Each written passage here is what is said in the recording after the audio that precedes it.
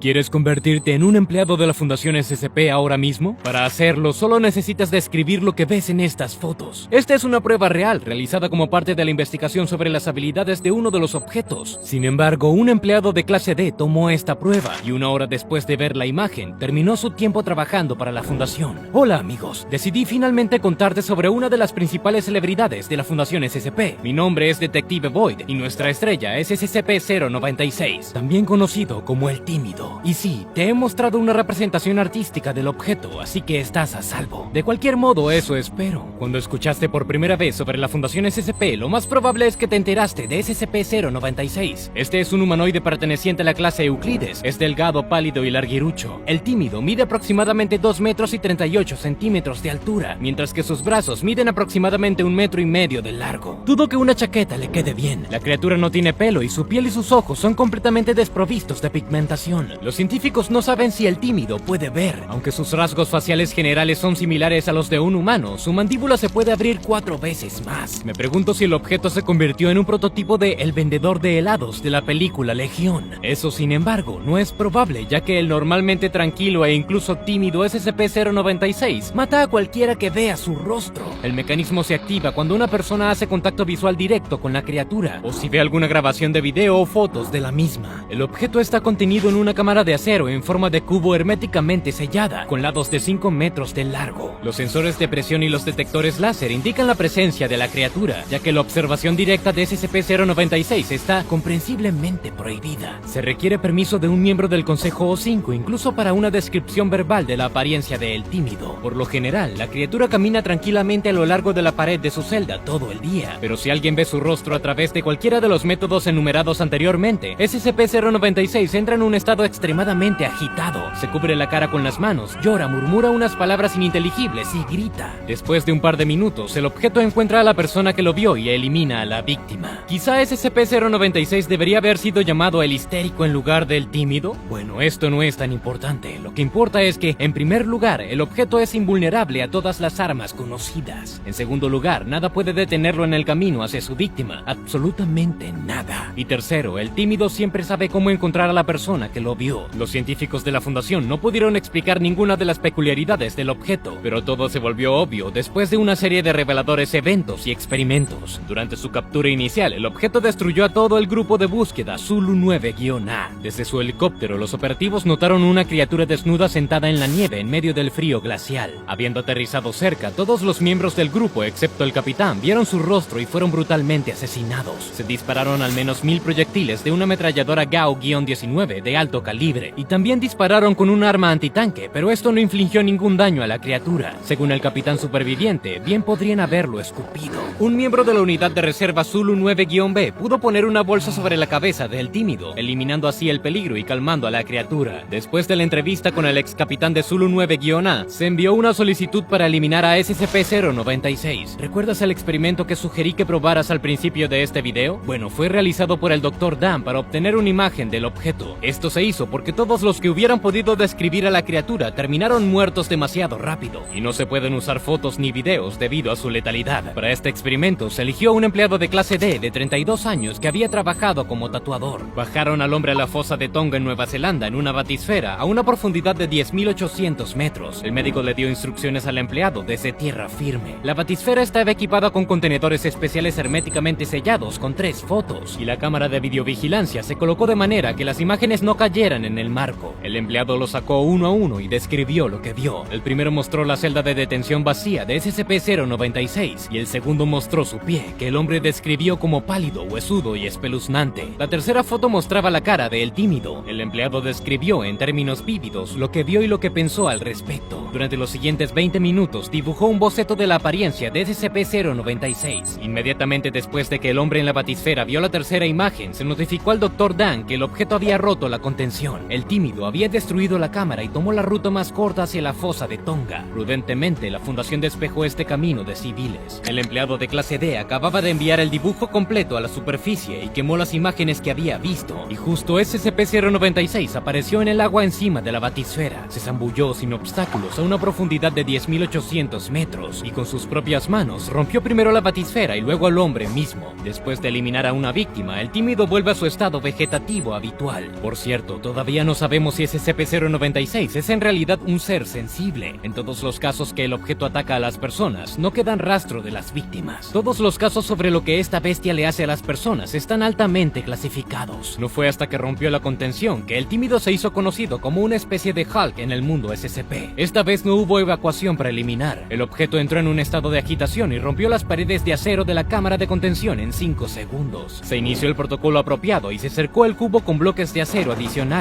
después de lo cual 2 destacamentos abrieron fuego contra la criatura con munición real y tranquilizantes. SCP-096 tardó 2 minutos en eliminar al 90% de los científicos y guardias, atravesar una habitación llena de gas nervioso y luego atravesar la pared del área de contención. Luego cruzó el desierto a toda velocidad. No estoy seguro de en qué dirección fue, pero el informe indica que el objeto se movía a lo largo de la Interestatal 40 de los Estados Unidos, destruyendo automóviles y matando personas. Mientras el equipo de respuesta de emergencia de Eco Romeo intentaba frenar a SCP-096, las unidades MTF Tau-1 evacuaron 3 ciudades en el camino de la criatura. Durante este incidente se descubrió que el tímido alcanza altas velocidades. Puede moverse a más de 35 km por hora o 22 millas por hora, pero las cifras máximas están clasificadas. En la entrevista se informó que los helicópteros de la Fundación se retrasaron en la persecución del objeto. No conozco las especificaciones técnicas de todos estos vehículos, pero supongo que son piezas de tecnología de punta. El helicóptero más rápido es el Westland Lynx. Alcanza velocidades de hasta 401 km por hora o 249 millas por hora. El modelo experimental Sikorsky X2 generalmente acelera a 468 km por hora o 290 millas por hora. Los residentes de la cuarta ciudad en el camino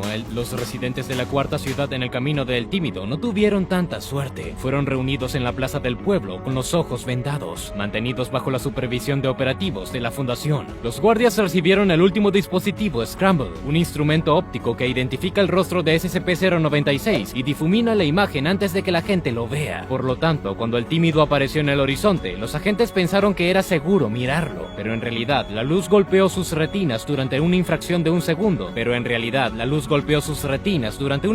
segundo antes de que la imagen se volviera borrosa. Sus cerebros no tuvieron tiempo para interpretar la imagen, pero eso no le importó al SCP. La criatura se fue a destruir a los operativos que la habían visto. Todo el equipo Tau-1 y varios ciudadanos fueron asesinados, sin mencionar las víctimas de la Interestatal. El sargento que logró cubrir la cabeza del tímido con una bolsa se suicidó después de la entrevista. Probablemente presenció indirectamente la masacre de un bebé por SCP-096, ya que se encontró un chupete aplastado en su puño después de su muerte. Mientras registraba la casa de uno de los civiles muertos, el mayor Jack Wilford descubrió una foto de un paisaje montañoso. El escalador aficionado había tomado una foto que había capturado accidentalmente a SCP-096. La imagen consistía, según el mayor, en 4 putos píxeles. Wilford también habló explícitamente sobre Scramble, llamándolo un pedazo de mierda. Solo que el problema no era en absoluto el instrumento óptico. El día antes del incidente, el Dr. Dan se dirigió a las montañas donde descubrió a El Tímido en busca de información sobre su origen. El Dr. Alexei se quedó a cargo del objeto. Durante la entrevista, dijo que salía a tomar un café en el momento exacto en que SCP-096 comenzó a destruir la cámara, pero en realidad no había sala de descanso ni cafetería en el área de almacenamiento del objeto. Los registros indican que el Dr. Alexei finalmente habló. Durante la entrevista, el Dr. Dan también llamó la atención sobre el hecho de que la toma de SCP-096 en las montañas fue tomada por el escalador en algún momento de la década de 1990. La persona que tomó la foto ni siquiera pudo comenzar a adivinar qué había caído en el marco o qué había llamado exactamente su atención después de tantos años, pero fue suficiente para desencadenar la reacción de El Tímido. Resulta que puede haber más de estas bombas de tiempo en todo el mundo, que consisten en estas imágenes fugaces y accidentales. Además de eso, es posible que hayan capturado videos de El Tímido durante la brecha de contención y luego hayan tenido tiempo de distribuirlas en línea o en televisión. Según el Dr. Dan, tuvimos suerte de que la situación no se convirtiera en un evento XK del fin del mundo. En otras palabras, clase existencial Getter. Como había hecho después de la captura inicial de SCP-096, el Dr. Dan comenzó a insistir de que el objeto fuera eliminado. Esta solicitud fue concebida por el Consejo O5, usando los datos recibidos del difunto Dr. Oakley. El Consejo O5 se dio cuenta de que el Dr. Dan fue quien inició la fuga de El Tímido. Lo hizo por el bien común. El Consejo reconoció la amenaza suprema que representa SCP-096 y dio permiso para su eliminación. El Consejo O5 respaldó la eliminación del Dr. Dan junto con la del objeto también. Debido a la falta de empleados que estuvieran al tanto de SCP-096, la destrucción del objeto tendría que ser realizada por el propio científico. Después de eso sería eliminado. El especialista notó que su plan había funcionado y que puede matar a SCP-096, pero se suicidó en el proceso. Realmente no puedo juzgar la acción del científico como por el bien de la humanidad, pero me pregunto cómo iba a destruir a El Tímido. Probablemente descubrió algo de su expedición al lugar donde fue capturado el objeto. Si el médico estaba seguro de que podía eliminar a la criatura, entonces quizás por eso decidió sabotear la contención del objeto. Hasta el momento no hay datos sobre la eliminación de El Tímido. En cuanto a sus orígenes y habilidades, no creo que un humano haya creado esta criatura completamente invencible. El Tímido podría ser el descendiente de una de las novias del Rey Escarlata, pero se siente mal descartar todos los objetos como descendientes de un dios antiguo. ¿Qué opinas sobre los orígenes de SCP-096? Comparte lo que piensas abajo en los comentarios. Dale me gusta y suscríbete. Tengo un nuevo video sobre un objeto de la Fundación SCP. Hasta luego. Hola a todos, soy el Detective Boyd y hoy estoy aquí para contarles otra cosa. Muchos objetos SCP son valiosos para fines de estudio científico, pero algunos de ellos son tan peligrosos que la Fundación está realizando un esfuerzo extremo en un intento por aniquilarlos. Están utilizando muchos métodos conocidos para hacer esto, incluido el uso de otras entidades anómalas. Pero esto no puede terminar bien. Entonces, conoce a SCP-682, una criatura increíblemente inteligente y peligrosa. Es un reptil gigante cuyas proporciones son difíciles de precisar, por mucho que me gustaría. Y esto no es un secreto. El cuerpo de este monstruo cambia constantemente. Puede crecer y encogerse. Un ejemplo especialmente claro es cuando se alimenta a la criatura. La Fundación afirma que esta peculiaridad del reptil no puede ser explicada por la ciencia moderna. En realidad hay una explicación, pero muy pocos empleados de la Fundación tienen acceso. Pero hablaré de esto más tarde. SCP-682 posee una gran fuerza, alta velocidad e inteligencia extraordinaria. Es capaz de consumir cualquier material, incluida la materia inorgánica. La criatura puede procesar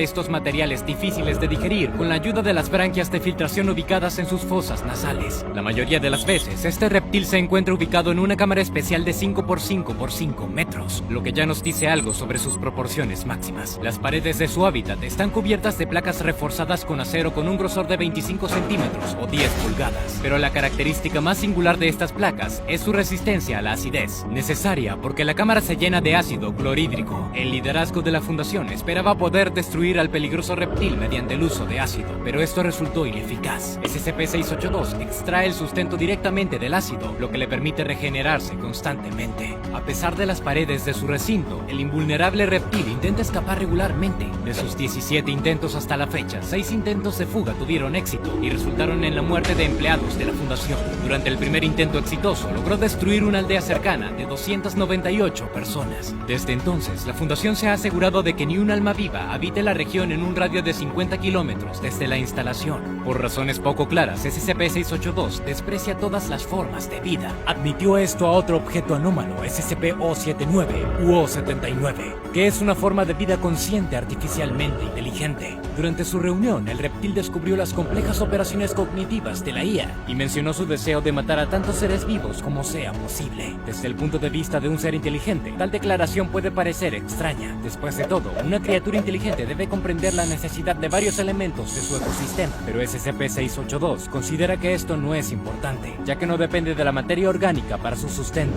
Es completamente capaz de sobrevivir incluso en un mundo posapocalíptico. La Fundación puso sus mejores esperanzas en SCP-409 para destruirlo. Este es un cristal infeccioso que provoca la cristalización de cualquier material con el que entre en contacto, con la única excepción del granito. Durante su contacto con el cristal, su piel se rasgó violentamente. El objeto no estaba acostumbrado a sentir un dolor tan intenso y se maravilló de la naturaleza del arma que le causaba tanto daño. Cuando se cristalizó al 72% de su cuerpo, comenzó a estallar. No obstante, el reptil se regeneró por completo y logró matar a todos los participantes del experimento durante su intento de fuga. Al ver que SCP-682 desarrolló una inmunidad al cristal, la Fundación dejó de usar el SCP-409 en un intento de quitarle la vida al monstruo. Algunos de los empleados de la fundación sugirieron destruir el reptil con la ayuda de SCP-689, o como también se le conoce, el fantasma en la oscuridad. SCP-689 es una estatua de esteatita de 30 centímetros de alto de un esqueleto agarrándose las rodillas. Mientras se observa esta estatua, no se mueve, pero tan pronto como nadie está mirando, la estatua anómala desaparece y el observador muere en 15 a 20 segundos. Uno de los agentes de la fundación sugirió que las características de este objeto le permitirían matar a SCP-682. El liderazgo de la fundación aprobó el experimento propuesto. Llevaron al reptil a la cámara de la estatua y apagaron las luces. 5 minutos después, cuando se volvieron a encender las luces, descubrieron un charco de líquido gris negruzco sin señales de vida. Pero cuando un empleado de clase D entró en la habitación para verificar el estado del objeto, SCP-682 se levantó inmediatamente del charco, mató al empleado y comenzó otro intento de escape. La fundación consideró su último fracaso y determinó que el reptil de alguna manera averiguó la naturaleza de la estatua mortal y se hizo el muerto para engañarlo. Otro objeto anómalo, SCP-182, se negó a cooperar con el reptil indomable.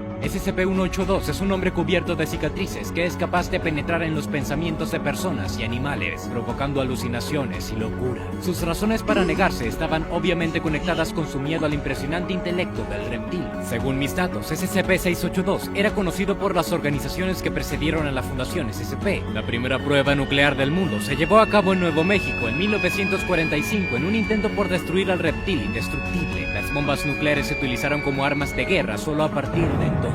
Si echas un vistazo a la prueba en video y detienes el clip en los 38 segundos, puedes descubrir una escala apenas visible que se asoma a través de las ráfagas de humo de la nube en forma de hongo. A los 45 segundos se puede ver un fragmento de la cola cubierta de arena de la criatura a 35 metros del epicentro de la explosión. Desafortunadamente, SCP-682 no murió en la explosión. De hecho, la radiación a la que fue sometido solo sirvió para fortalecerlo. Debido a su capacidad para consumir y digerir cualquier material, la criatura simplemente consumió la radiación y reparó sus tejidos dañados. Por este hecho, por el costo y los peligros asociados con el uso de dispositivos nucleares, se tomó la decisión de poner fin a los intentos de matar al monstruo mediante el uso de esto. Más de medio siglo después, la fundación financió la construcción del Gran Colisionador de Hadrones en Suiza. Imagínense, la investigación científica cubre el papel principal destinado al colisionador, la liquidación de SCP-682. Planearon destruir al monstruo poniéndolo en contacto con una pequeña cantidad de antimateria. Ponle atención a esta grabación. A los 17 segundos se puede ver un camión con carrocería de acero que se acerca a las instalaciones del CERN siendo dañado desde adentro,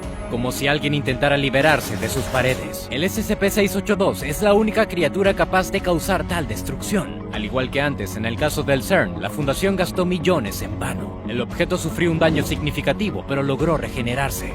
Es probable que grandes cantidades de antimateria hayan destruido a la criatura, pero la cantidad necesaria para matar al monstruo de una vez por todas sería tan grande como para causar una catástrofe global o incluso la destrucción de la Tierra. Hemos establecido que el monstruo SCP-682 ciertamente existe, pero hay una gran cantidad de preguntas sin respuesta sobre este ser. ¿Por qué el objeto puede aumentar su tamaño? ¿Cuáles son sus mecanismos que permiten su digestión y regeneración? ¿Cuál es la causa de su odio por toda la vida? Y si estas preguntas tienen respuestas, ¿por qué y cómo se ocultan?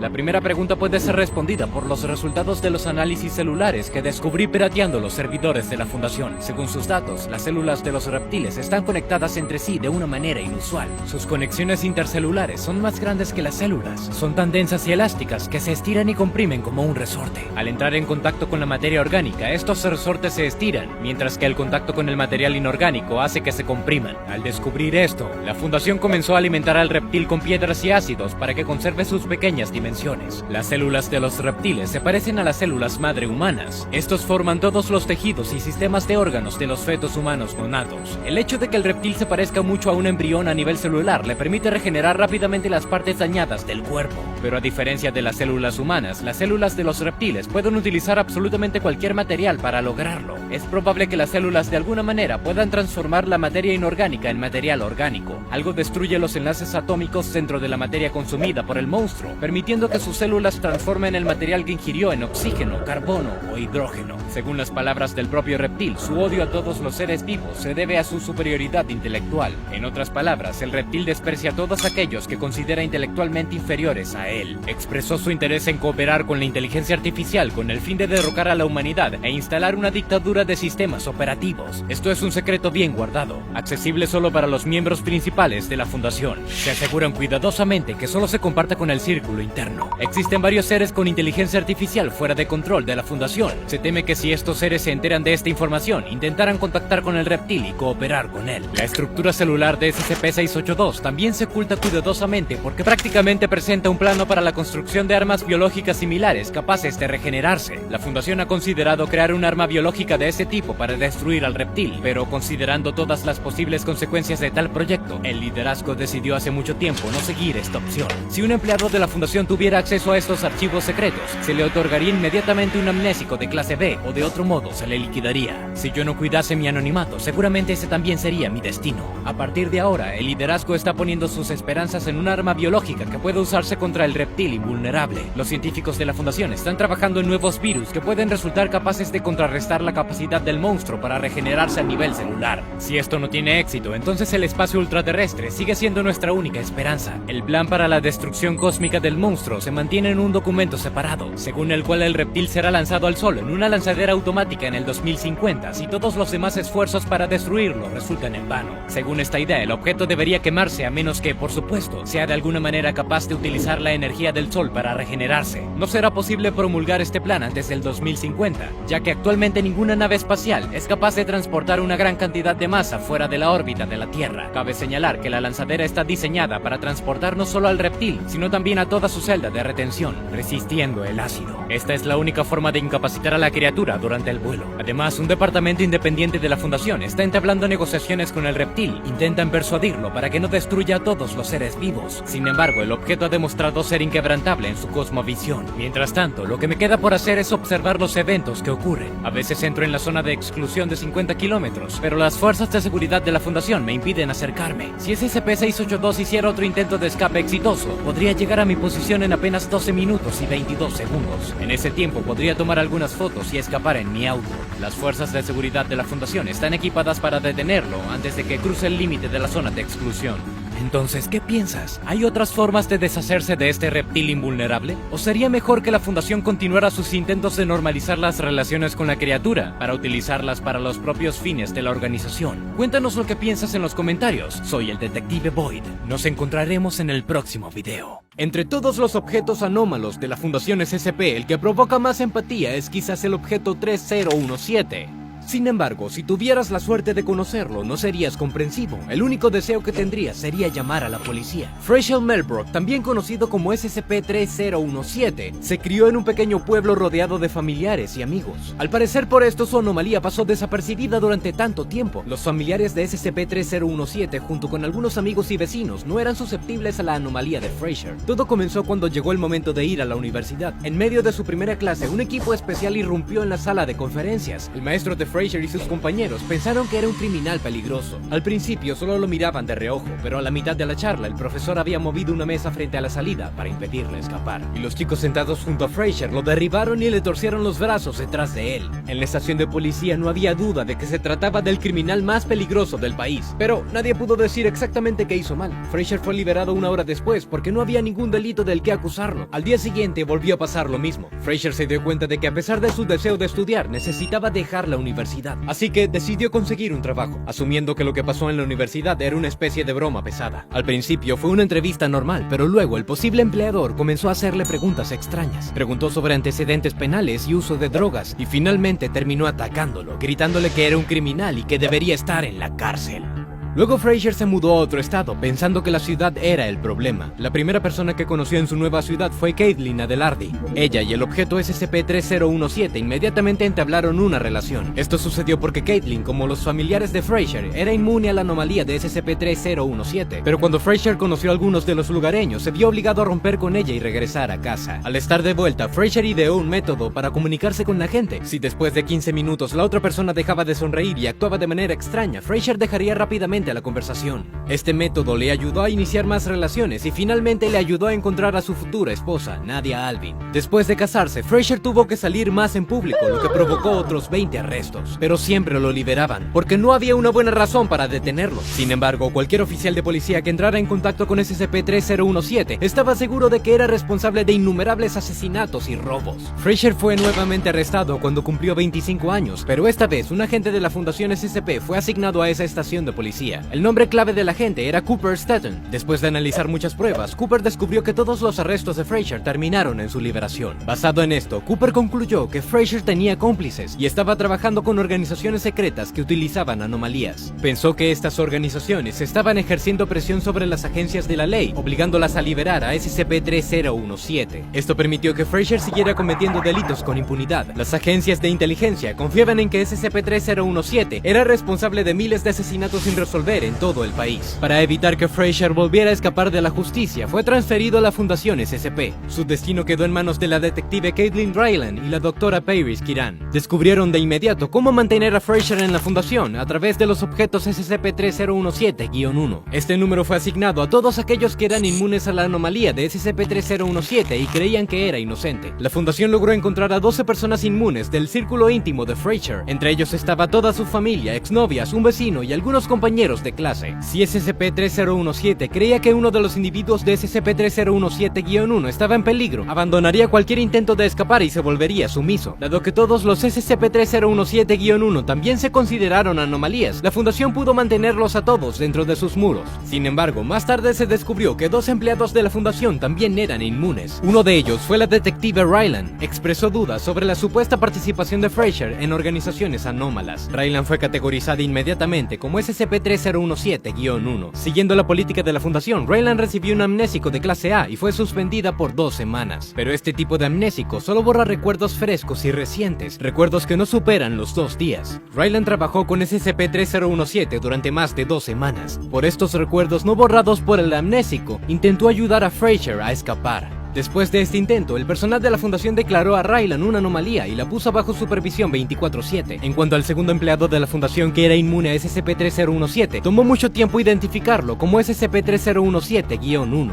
Este empleado resultó ser la oficial de seguridad llamada Rudolph Caridad. Ayudó repetidamente a SCP-3017 y a otros objetos SCP-3017-1 a escapar. Pero no lo olvides, las capacidades de la Fundación son enormes y como tal, todos los objetos finalmente se recuperaron. Los primeros 2 años de Frazier dentro de la Fundación fueron un infierno. A la doctora Kiran se le encomendó extraer información de SCP-3017 sobre las organizaciones anómalas con las que colaboraba, y se usaría cualquier método para facilitar este proceso. Algunos de los familiares de Frazier fueron expuestos a un suero de cáncer desarrollado por la doctora Kiran. El suero contiene mutágenos que muta a las células sanas en células cancerígenas malignas. Solo la Fundación tenía el antídoto, y para que su abuela y su hermano menor recibieran el antídoto, SCP-3017 tuvo que renunciar a sus cómplices. Frazier reveló toneladas de secretos para salvar a sus seres queridos. Sin embargo, el análisis de su testimonio reveló muchas inconsistencias y contradicciones. Entonces el interrogatorio continuó. Los objetos de SCP-3017-1 se colocaron en una habitación adyacente a la sala de interrogatorios de Frazier con un espejo bidireccional en el medio. Frazier podía verlos, pero ellos no a él. El personal de la Fundación les apuntó con armas a la cabeza justo frente a Frazier. Si se resistía a la cooperación, el personal de la Fundación dispararía a su padre, madre, hermanos o esposa en la pierna. En respuesta a eso, SCP-3017 nuevamente brindó información que, nuevamente, no satisfizo a la gerencia de la Fundación. Todo fue declarado falso y sin interés para la Fundación SCP. Sin embargo, la conexión de Frazier con organizaciones anómalas parecía obvia para el personal de la Fundación, por lo que el chantaje, la tortura y el interrogatorio continuaron.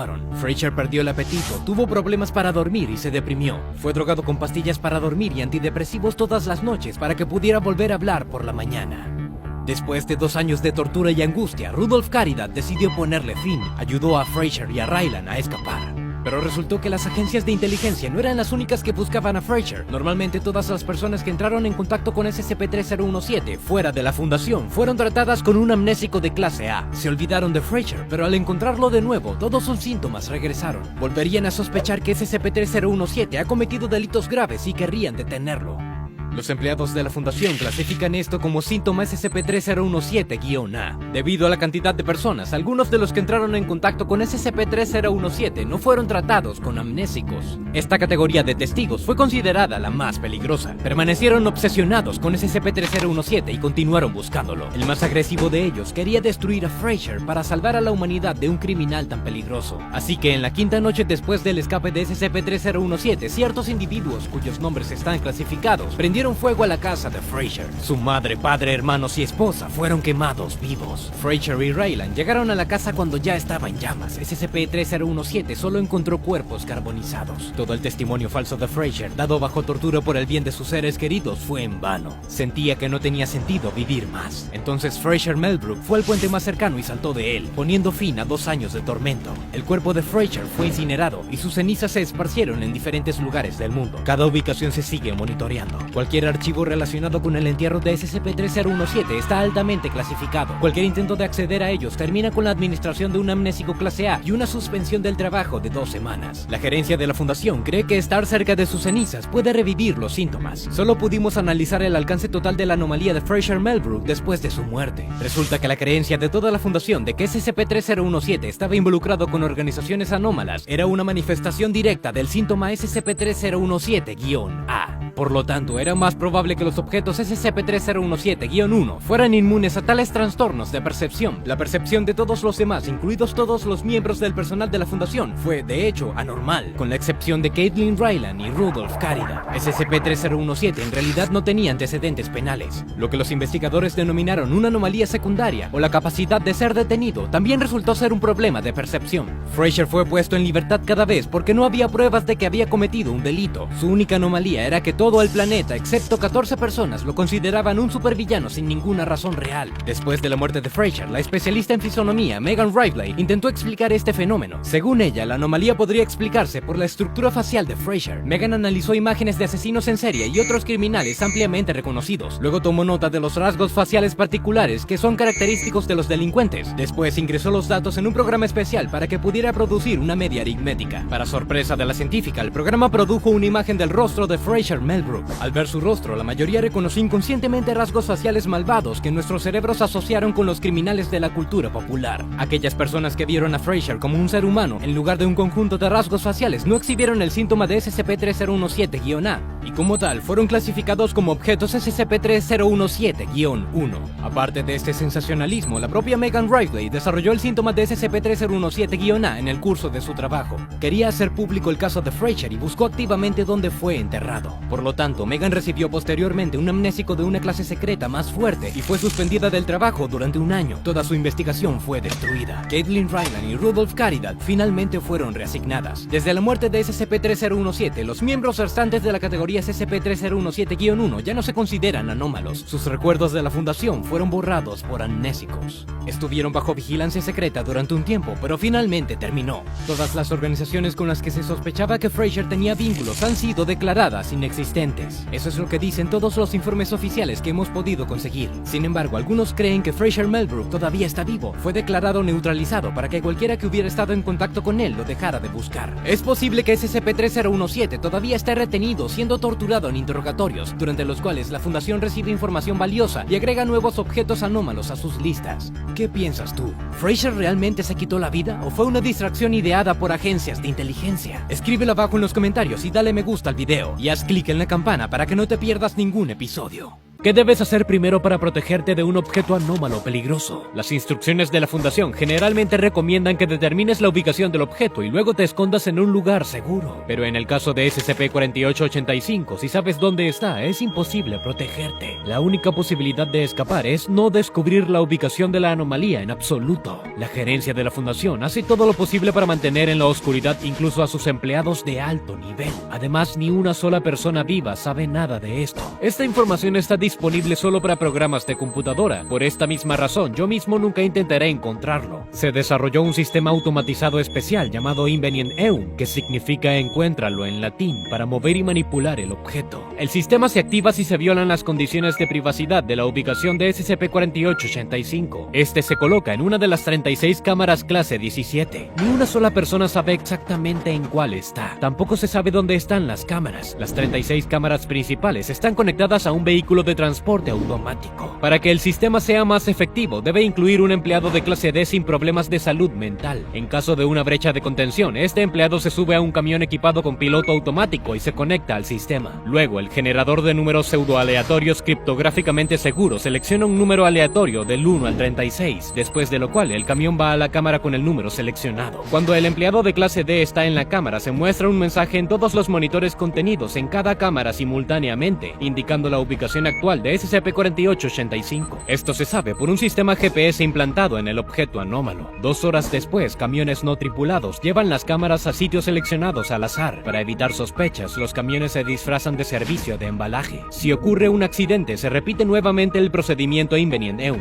Honestamente, no tengo muy claro por qué un empleado de clase D está incluido en este esquema. Asumiría que sirve como alimento para el objeto. El empleado recupera la información sobre la ubicación del objeto y se convierte instantáneamente en su víctima. Sin embargo, hasta donde sé, solo los empleados con autorización de seguridad de nivel 5 pueden acceder a los datos del GPS. Además, lo más probable es que el objeto anómalo no necesita una alimentación regular, por lo que la incorporación de personas en este sistema es solo una incomprensible redundancia burocrática. Pero vayamos a la descripción de la anomalía. SCP-4885 es un humanoide, la viva imagen del personaje principal del libro infantil ilustrado británico ¿Dónde está Wally? O como se llama en Estados Unidos, ¿Dónde está Waldo? En las páginas de este libro tienes la tarea de encontrar a Wally entre los muchos elementos representados en las ilustraciones. SCP-4885 tiene la misma estructura que Wally y usa un suéter y un sombrero con rayas rojas y blancas similares. La única diferencia entre el objeto y Wally es su piel pálida y la falta de ojos. Los principios de su actividad en la vida real también son similares a las reglas del juego del libro. La única diferencia es que quien encuentre a Wally en las ilustraciones gana, pero la muerte le espera a la persona que encuentre a SCP-4885. Tan pronto como la persona se da cuenta de las coordenadas del objeto anómalo, el Wally animado se teletransporta dentro del sujeto. Es lo suficientemente flexible como para moverse en espacios muy reducidos. Una vez dentro de la persona, el objeto sube por el esófago y agarra la barbilla de la persona. Luego extiende su propio cuerpo a través del cuerpo de la persona, destruyendo sus órganos internos y la columna vertebral. Por supuesto, la persona muere. Un líquido amarillo sale de la boca del cadáver, que eventualmente cubre todo el cuerpo con las ilustraciones del juego ¿Dónde está Wally? Solo que el propio Wally no aparece en estas ilustraciones. Estas no pueden ser removidas a menos de que la piel misma se retire. Estas víctimas luego son designadas como objetos SCP-4885-1. Wally luego deja el cuerpo de la persona y permanece en el área o patrulla en el territorio circundante hasta que una nueva víctima lo nota. En caso de que la víctima se encuentre en las inmediaciones de SCP-4885 en el momento de la detección, entonces la anomalía actúa de forma ligeramente diferente. Se acerca a la persona e ingresa su cuerpo directamente a través de la boca. Luego ingresa a la cavidad abdominal y sale por la pelvis. Mientras tanto, Wally es capaz de reconfigurar su esqueleto dislocando sus propias articulaciones. Esto le permite moverse libremente dentro de la persona. Después de eso, las cosas salen como suele suceder cuando una víctima encuentra a Wally. En un momento tuve la idea de encontrar y examinar el cadáver de una de las víctimas de SCP-4885, pero no lo hice porque las personas que se encuentran a esos cadáveres corren el mismo destino que ellos. Por lo tanto, la investigación será de forma indirecta. En primer lugar, me gustaría responder las siguientes preguntas. ¿Qué fue primero? ¿El juego de ¿Dónde está Wally? ¿O SCP-4885? Porque sería una tontería negar que están conectados. Segundo, si todos los que se encuentran el objeto y sus víctimas mueren, ¿cómo pudo la Fundación colocar el objeto en contención e investigarlo? Con respecto a la primera pregunta, permítanme plantear una hipótesis. Lo primero que me viene a la mente es que el personaje del libro cobró vida, pero incluso si este es el caso, ninguna teoría científica puede dar una respuesta plausible sobre cómo sucedió esto, por lo que esta teoría puede descartarse de inmediato. La segunda hipótesis también es muy cuestionable. Sugiere que el juego fue creado a imagen de Wally después de que su propio autor lo encontró. Sin embargo, en este caso, el creador del libro ilustrado para niños habría muerto de inmediato, sin tener tiempo de dibujar nada. La tercera hipótesis me la sugirieron los archivos secretos de la CIA. Contienen información sobre un grupo de políticos que presionaron por el crimen y promovieron fuertemente varias teorías sobre el comportamiento de las víctimas, alegando que la víctima siempre tuvo la culpa. Los documentos de archivo contienen transcripciones de conversaciones y grabaciones de escuchas telefónicas. Hablan de crear un criminal que cometerá asesinato solo si la víctima lo encuentra por su cuenta. Para asegurarse de que la gente siempre preste atención a Wally, su imagen debe estar incrustada en la mente de la gente. Con este objetivo, en 1986 se incorporó al artista británico Martin Handford para crear un libro infantil con ilustraciones. No mencionaré los nombres de los políticos políticos involucrados, ya que muchos de ellos todavía ocupan cargos importantes en el Senado de los Estados Unidos. Como resultado, con la ayuda de la revisión del genoma, se creó un criminal ultra flexible. Sin embargo, debido a la fluidez de su cráneo, los ojos colapsaron inmediatamente después de la creación.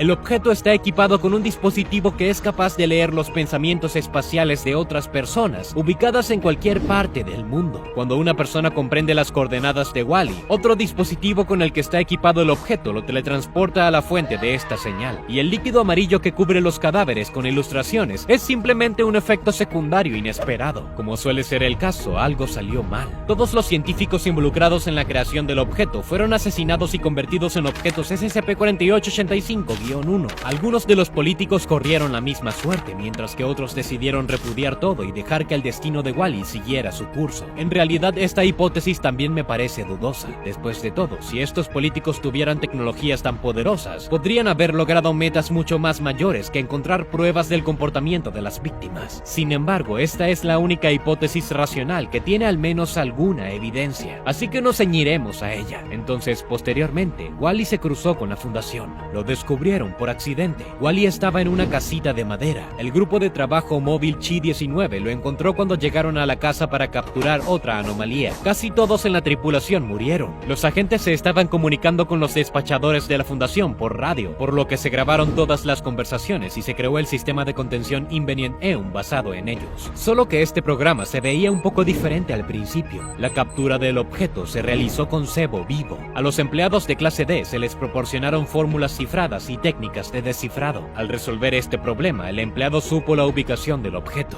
Junto a este empleado había una trampa automática que estaba destinada a cubrir a la víctima junto con el objeto. Las paredes de la trampa cubrieron con una capa protectora doble. La primera capa consistió en la aleación de telequinesis de iridio platino, bloqueando cualquier actividad anómala. La segunda capa estaba hecha de otro metal que hace imposible la teletransportación de cualquier objeto dentro de un radio de 100 metros. De hecho, las cámaras clase 17 que contienen a SCP-4885 están equipadas de manera similar. Sin embargo, más tarde resultó que el objeto puede teletransportarse sin tener en cuenta ninguna barrera. El primer intento de atrapar a Wall-E no dio resultado. Esto requirió el gasto de 884 empleados de clase D y 178 agentes. Los agentes murieron cuando encontraron los objetos de SCP-4885-1 formados después de la muerte del personal de clase D. Dado que encontrar especímenes de SCP-4885-1 conduce a una muerte irreversible, todos estos cadáveres debían estar escondidos en algún lugar. Tenían que estar tan bien escondidos que ningún alma viviente pudiera enterarse de su existencia.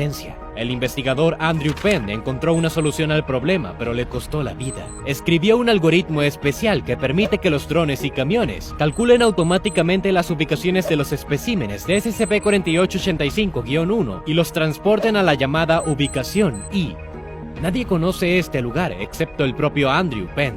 Después de establecer la ubicación necesaria, Penn ejecutó el algoritmo y luego fue al bosque para estar lejos de la gente. 3 días después, activó el sistema Invenient Eum. Luego esperó a que SCP-4885 viniera a buscarlo, lo que sucedió aproximadamente cuando el primer cadáver fue transportado a la ubicación I. Penn se aseguró de que nadie supiera sus coordenadas. De esta manera, al sacrificarse, salvó la vida de miles de empleados de la fundación. Se desconoce la hora y el lugar de su muerte, pero la publicación de varios documentos disponibles para el acceso de todo el personal confirma la desaparición del investigador. En estos días, aproximadamente una vez al año, los investigadores de la fundación realizan pruebas para ver si hay alguna forma de evitar el efecto mortal de SCP-4885. Hasta ahora no ha habido resultados, aparte de la muerte de unas pocas docenas de empleados de clase D. ¿Qué piensas? ¿Hay alguna forma de protegerte de Wall-E? Escribe lo que piensas abajo en los comentarios. Nos vemos en el próximo episodio. 7 sellos, 7 anillos, 7 novias para el Rey Escarlata. Se reúnen alrededor del lecho natal, los tontos y los sabios. Temen al niño que está por nacer, cuya voz rasgará los cielos. Hoy les obsequiaré una historia sobre el más joven de los hermanos, sobre el ascenso de un nuevo rey y su sangriento camino. Y por supuesto, aclararé los misterios y desvelaré el secreto más oscuro de la Fundación. Les voy a hablar sobre SCP-001, el Rey Escarlata. El dios antiguo más joven nació cuando se plantó el árbol del conocimiento. y al nacer recibió el nombre de Karak. Era el menor de los 9 hermanos pertenecientes al tercer linaje. Otros dioses mantuvieron el equilibrio que existía entre la luz y la sombra, y solo Karak pudo ver la transgresión del mundo que lo atormentaba insoportablemente. Este sufrimiento incesante provocó la terrible transformación de Karak. La mayor parte de la información sobre el Rey Escarlata se obtiene a través de antiguos manuscritos y leyendas contadas y, por lo tanto, se transmite simbólica y poéticamente. Su imagen se puede encontrar en todos los mundos conocidos por la Fundación. Es un gran mal adornado con realeza y representado por una tonalidad carmesí. Karak cometió el primer y más terrible pecado, el fratricidio. Acabó con sus hermanos y hermanas, consumiendo su carne, su fuerza y su sabiduría. Ahora casi invencible, continuó devorando deidades más pequeñas en un esfuerzo por poner fin al sufrimiento del mundo, destruyendo así todo lo que existía con él. Y así Karak se convirtió en el monarca carmesí, el devorador del terror. Y así pasó a cometer un segundo gran pecado. La princesa de la torre muy lejos se resguarda, pero nada bajo el cielo de su amado la separa. Con sonrisas lascivas se reúnen allí los desalmados y los muertos. Aunque su alma esté en silencio, las mentes más crueles la mantendrán en su lecho. El monarca carmesí reunió a su escolta, devorando a todos los que no se inclinaron ante él. Uno que se negó a reconocer su poder como el más hermoso y sabio entre los dioses fue Zen. Así la tomó por la fuerza como su esposa. Luego, 7 días después, destruyó a la diosa, ascendiendo en su sangre. A partir de ese momento, el antiguo dios ha recibido el nombre de Canificor, que significa Rey Escarlata. En su lecho de muerte, San dio a luz a 7 hijas, a quienes Karak convirtió en sus novias. Para evitar que murieran como lo hizo su madre, les imprimió sellos.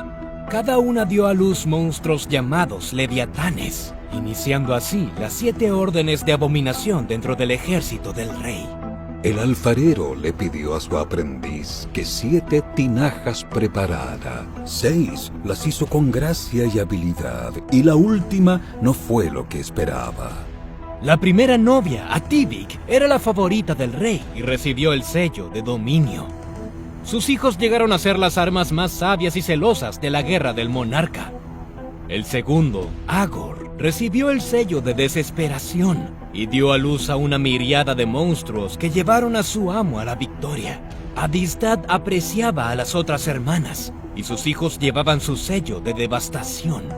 Así, la cuarta novia tomó la forma de una terrible bestia bajo el estandarte de Raft. Ella dio a luz a monstruos que llevaban una armadura impenetrable y la capacidad de curarse a ellos mismos. Los hijos de la quinta novia, Anud, en virtud del sello de necesidad, estaban particularmente dotados de magia. El monarca carmesí, ahora temiendo una revuelta, los paralizó a todos. Atelif, la sexta novia, prefirió permanecer en soledad, por lo que secreto se convirtió en su sello. Los seres que trajo al mundo podrían cambiar su apariencia, hacerse invisibles e incluso abrir portales a otros mundos, allanando así el camino para un ejército sangriento. El rey está en su ropa de cortejo. Las novias esperan en sus camas. Los príncipes por nacer, dormidos, esperan el momento de sus llegadas. Las gallinas en el gallinero estaban y 7 huevos pusieron, hasta que el zorro se arrastró en la oscuridad de la noche y sus huevos desaparecieron. Érase una vez, los leviatanes casi destruyeron el árbol del conocimiento. Para detenerlos, los pocos oponentes del monarca carmesí provocaron una gran inundación. Uno de los exhaustos leviatanes fue desterrado al mundo de los mortales para vagar por la eternidad. Se le llama Atanticalpanu, que significa el reptil indestructible. Uno debe estar de acuerdo, por supuesto, en que SCP-682 encaja perfectamente con la descripción de los hijos de Asef. Como lo fue el mismo Karak, la séptima hija de San, llamada Ahabad, era la más débil de todas las novias. Además, su espíritu no había sido completamente destrozado por el rey. Ella levantó héroes en un esfuerzo por poner fin a su reinado, pero todos fueron derrotados. Con la historia de fondo del Rey Escarlata ahora clara, Regresemos a la Fundación SCP. Un día, 7 novias cayeron bajo su custodia. 7 chicas fueron rescatadas durante una redada policial realizada en un almacén perteneciente a un culto conocido como los Hijos del Rey Escarlata. 6 fueron rotas por sus censuras. 6 ya no cantarán. La 7ª llega sin ataduras y todas las campanas sonarán. Un día después, una de las chicas capturadas comienza a tener contracciones. Da a luz a una extraña criatura que acaba con la vida de muchos civiles inocentes. Posteriormente, la fundación se llevó a las chicas y se les asignó los siguientes números: SCP-231-1 a SCP-231-7. Resulta que estas iban a ser recipientes para las novias de Korak de otra dimensión. Cuando dio a luz la primera, todos los pájaros cantaban. Sus gritos los cielos hicieron temblar, mientras a su rey llamaba. Con la hoja del doctor, la segunda hija otorga una vida al mundo. Y en silencio así, bajo la luna al fin, la bandera roja del rey se levanta. La primera chica murió al dar a luz a una entidad anómala. Se sabe que esto provocó un evento catastrófico que afectó a muchos. Un destino similar también le sucedió a la segunda novia. Los científicos de la fundación intentaron extraer a su feto, pero no tuvieron éxito. A su novia, la tercera, nadie la escuchó. Su grito en espera quedó. Su mano armó y su vida acabó para dársela a nuestro Señor. Una daga prepara la cuarta para en su corazón incrustarla. La cura perfecta no es selecta para lo que al rey respecta. La corona de la quinta cayó sin indistinta sobre el conjunto del zorro. La guarida se destrozó por un trueno que estalló y un apocalipsis engendró. SCP-231-3 murió, incapaz de soportar el brutal procedimiento llamado 110-Montauk. Se hicieron esfuerzos por salvar a la cuarta novia con la ayuda de SCP-500, extrañas píldoras que curan enfermedades mortales y curan heridas. Pero esto fue en vano y la chica falleció. Su quinta hermana dio a luz y destruyó la totalidad del sitio 231-Aleph. En el 6º día, las paredes caían y los océanos cenizas se hacían. Su nacimiento se dio mientras la tierra se abrió, debajo del rey yacían. La 7ª novia las mareas romperá y la luna ya no brillará. Un día no muy lejano llegará, donde a la muerte del tiempo a la luz dará. La pérdida de la sexta esposa preocupó a uno de los agentes de la fundación. Sintió lástima por las 2 chicas restantes y trató de salvarlas, utilizando un objeto anómalo. Sin embargo, fue interrumpido por los guardias y tanto el agente como SCP-231-6 murieron durante un fuego cruzado. Solo la 7ª novia sobrevivió y tiene un papel especial en la historia del Rey Escarlata. El nacimiento de su hijo se evitó con éxito mediante el procedimiento 110-Montauk. Este es quizás uno de los puntos más controvertidos de la historia de la Fundación. Fue la creación del Dr. Robert Montauk, quien es el jefe de proyectos de SCP-001, SCP-231 y SCP-2317. Ha estudiado al Rey Escarlata durante más de 20 años. Según los rumores, el procedimiento que inventó consiste en abusar horriblemente de la chica con violencia y tortura. Y al principio parece que eso es exactamente lo que fue. Luego, el líder del grupo de hijos del Rey Escarlata, Dipesh Spivak, cayó en manos de la Fundación. Su grupo intentó convocar a su dios a nuestro mundo, pero fue frustrado por la Fundación junto con la COG. Se sabe que el culto anteriormente formaba parte de la mano de la serpiente, pero luego los apóstatas se separaron de ellos, convirtiéndose en su propio grupo independiente. El médico nunca le dice a su dios cuál busca realmente. En cambio, se esconde y llora en silencio eternamente. La propia voz de su Dios, tomando la decisión, con su palabra exhibió. Con miedo y dolor debe quedar, como la tercera podría acabar. En el transcurso de algunas entrevistas, Depeche nunca respondió a las preguntas de Montauk directamente, sino que empujó al científico en la dirección necesaria para encontrar la información, y también compartió algunos pensamientos y conocimientos interesantes. Da la casualidad de que cuando Montauk comenzó a estudiar activamente a los hijos del Rey Escarlata y a monitorear sus actividades, el hermano del médico desapareció repentinamente. Vencido por la rabia y el odio, el científico creó ese terrible procedimiento. Cuando el ex jefe del culto mencionó esto, Montauk comenzó a sospechar. Después de investigar exhaustivamente los registros del monarca carmesí, el investigador se dio cuenta de que había sido engañado. Montauk fue impulsado a crear el ritual por los propios hijos del Rey Escarlata, lo que fue una ventaja para su dios.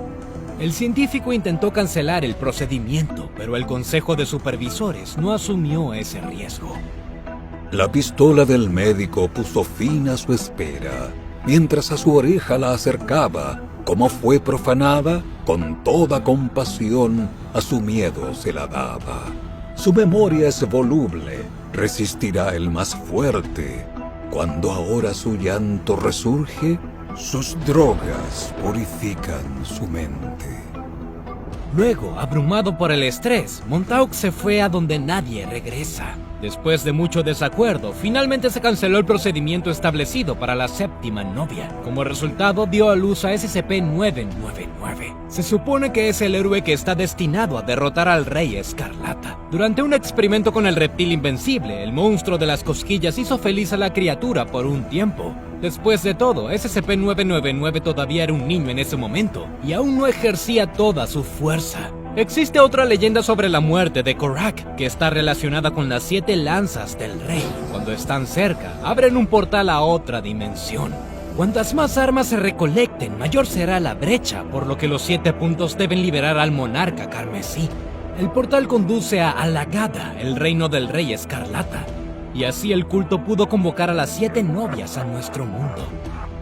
Las lanzas se recuerdan en el texto profético, según el cual derrotarán a Korak. Harker, Faun, Set, Exile, Empress, Ahabad e Isabel serán arrojados al cuerpo del rey. Pero esa es otra historia, ya que marca el fin de nuestro mundo. Sin embargo, la Fundación cree que la existencia misma de SCP-001 no es más que un escenario suspendido para el fin del mundo clase Tashkent. Si el Rey Escarlata entra en nuestra dimensión, entonces todo dejará de existir. Y ahora llegamos a las 2 preguntas principales. ¿Qué es exactamente el Rey Escarlata y por qué es SCP-001? En la Fundación, el personal de diferentes niveles posee información diferente. Por lo tanto, algunos miembros del personal creen que el verdadero SCP-001 y el Rey Escarlata es SCP-2317. Para ser más precisos, este es el terrible devorador, que está encarcelado detrás de la puerta a otro mundo. Parece que el monstruo no era realmente el monarca carmesí hasta el momento en que la Fundación comenzó a hablar de él. Todo fue declarado por Depeche durante una conversación con Montauk. También argumentó que el Rey Escarlata no era una deidad, sino más bien una idea. Describió a Korak como la encarnación física del odio del mundo antiguo por la forma de vida moderna. Desde el nacimiento, Dios siente todos los dolores y horrores del mundo que confluyen en él, y por eso es él quien personifica estos sentimientos en todos los universos. Entonces, cuando la Fundación comenzó a afirmar que el terrible devorador era el Rey Escarlata, lo más probable es que se convirtiera en parte de él en realidad. Es decir, el rey no necesariamente tiene un cuerpo en el sentido tradicional, pero es más probable que sea una entidad multidimensional. Existen muchos espacios y formas simultáneamente. Por eso la Fundación no toma ninguna medida disuasoria. Esta es solo una de las teorías del Rey Escarlata, pero en mi opinión es correcta. La Fundación alberga muchas criaturas que dependen de cómo las perciba la gente, en su mayoría dioses antiguos, y Korak es uno de los primeros. En cuanto a la asignación del primer número entre los objetos SCP, actualmente hay más de 20 objetos con este número.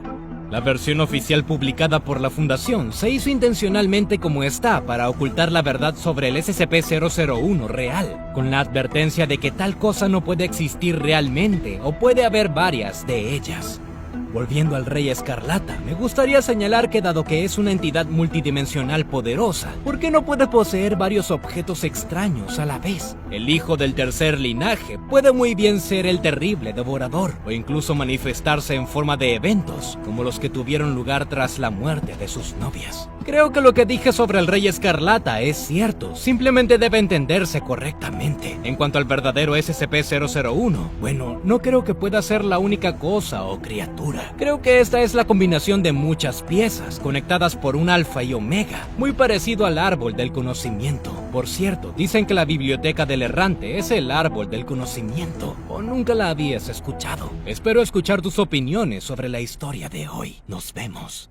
Hola amigos, soy el detective Boyd. Lo primero que debería decirte es que este podría ser el último video de mi canal, pero realmente espero que no llegue a eso. Este episodio está dedicado al que no puede ser nombrado, una especie de Lord Voldemort del mundo anómalo. ¿Sabes qué le sucede a alguien que ve una foto de El Tímido o SCP-096? Bueno, aquí al contrario, no se puede hablar ni escribir sobre eso, pero se pueden utilizar imágenes. Pensé que sería demasiado aburrido tener una demostración silenciosa con imágenes, así que le pedí a un genio de las computadoras que creara un programa especial. Aquí hay una versión simplificada de cómo funciona. Hay una gran serie de pictogramas a cada uno de los cuales se le asigna una palabra o una frase específica. Hay más símbolos de los necesarios para nuestro video, por lo que ahora aparece un conjunto de palabras al azar. El texto fue creado usando solo pictogramas, sin anclajes verbales. Resultó una especie de cómic. Ahora ejecutaré un programa que transforme las imágenes en las palabras correspondientes y luego las emitiré usando una voz electrónica. La información se cifrará de inmediato y se transmitirá a miles de servidores en todo el mundo. En este caso habrá un peligro de información, pero el ataque de Voldemort solo debería amenazar la tecnología y el desarrollador del programa y yo estaremos a salvo. Pero eso es solo si todo sale de acuerdo al plan. Recomiendo encarecidamente a todos los espectadores que no graben lo que escuchan en este video, ni guarden el video en sus dispositivos o disco duros externos. Bajo ninguna circunstancia debes hablar en voz alta sobre lo que ves. Muy bien, vamos.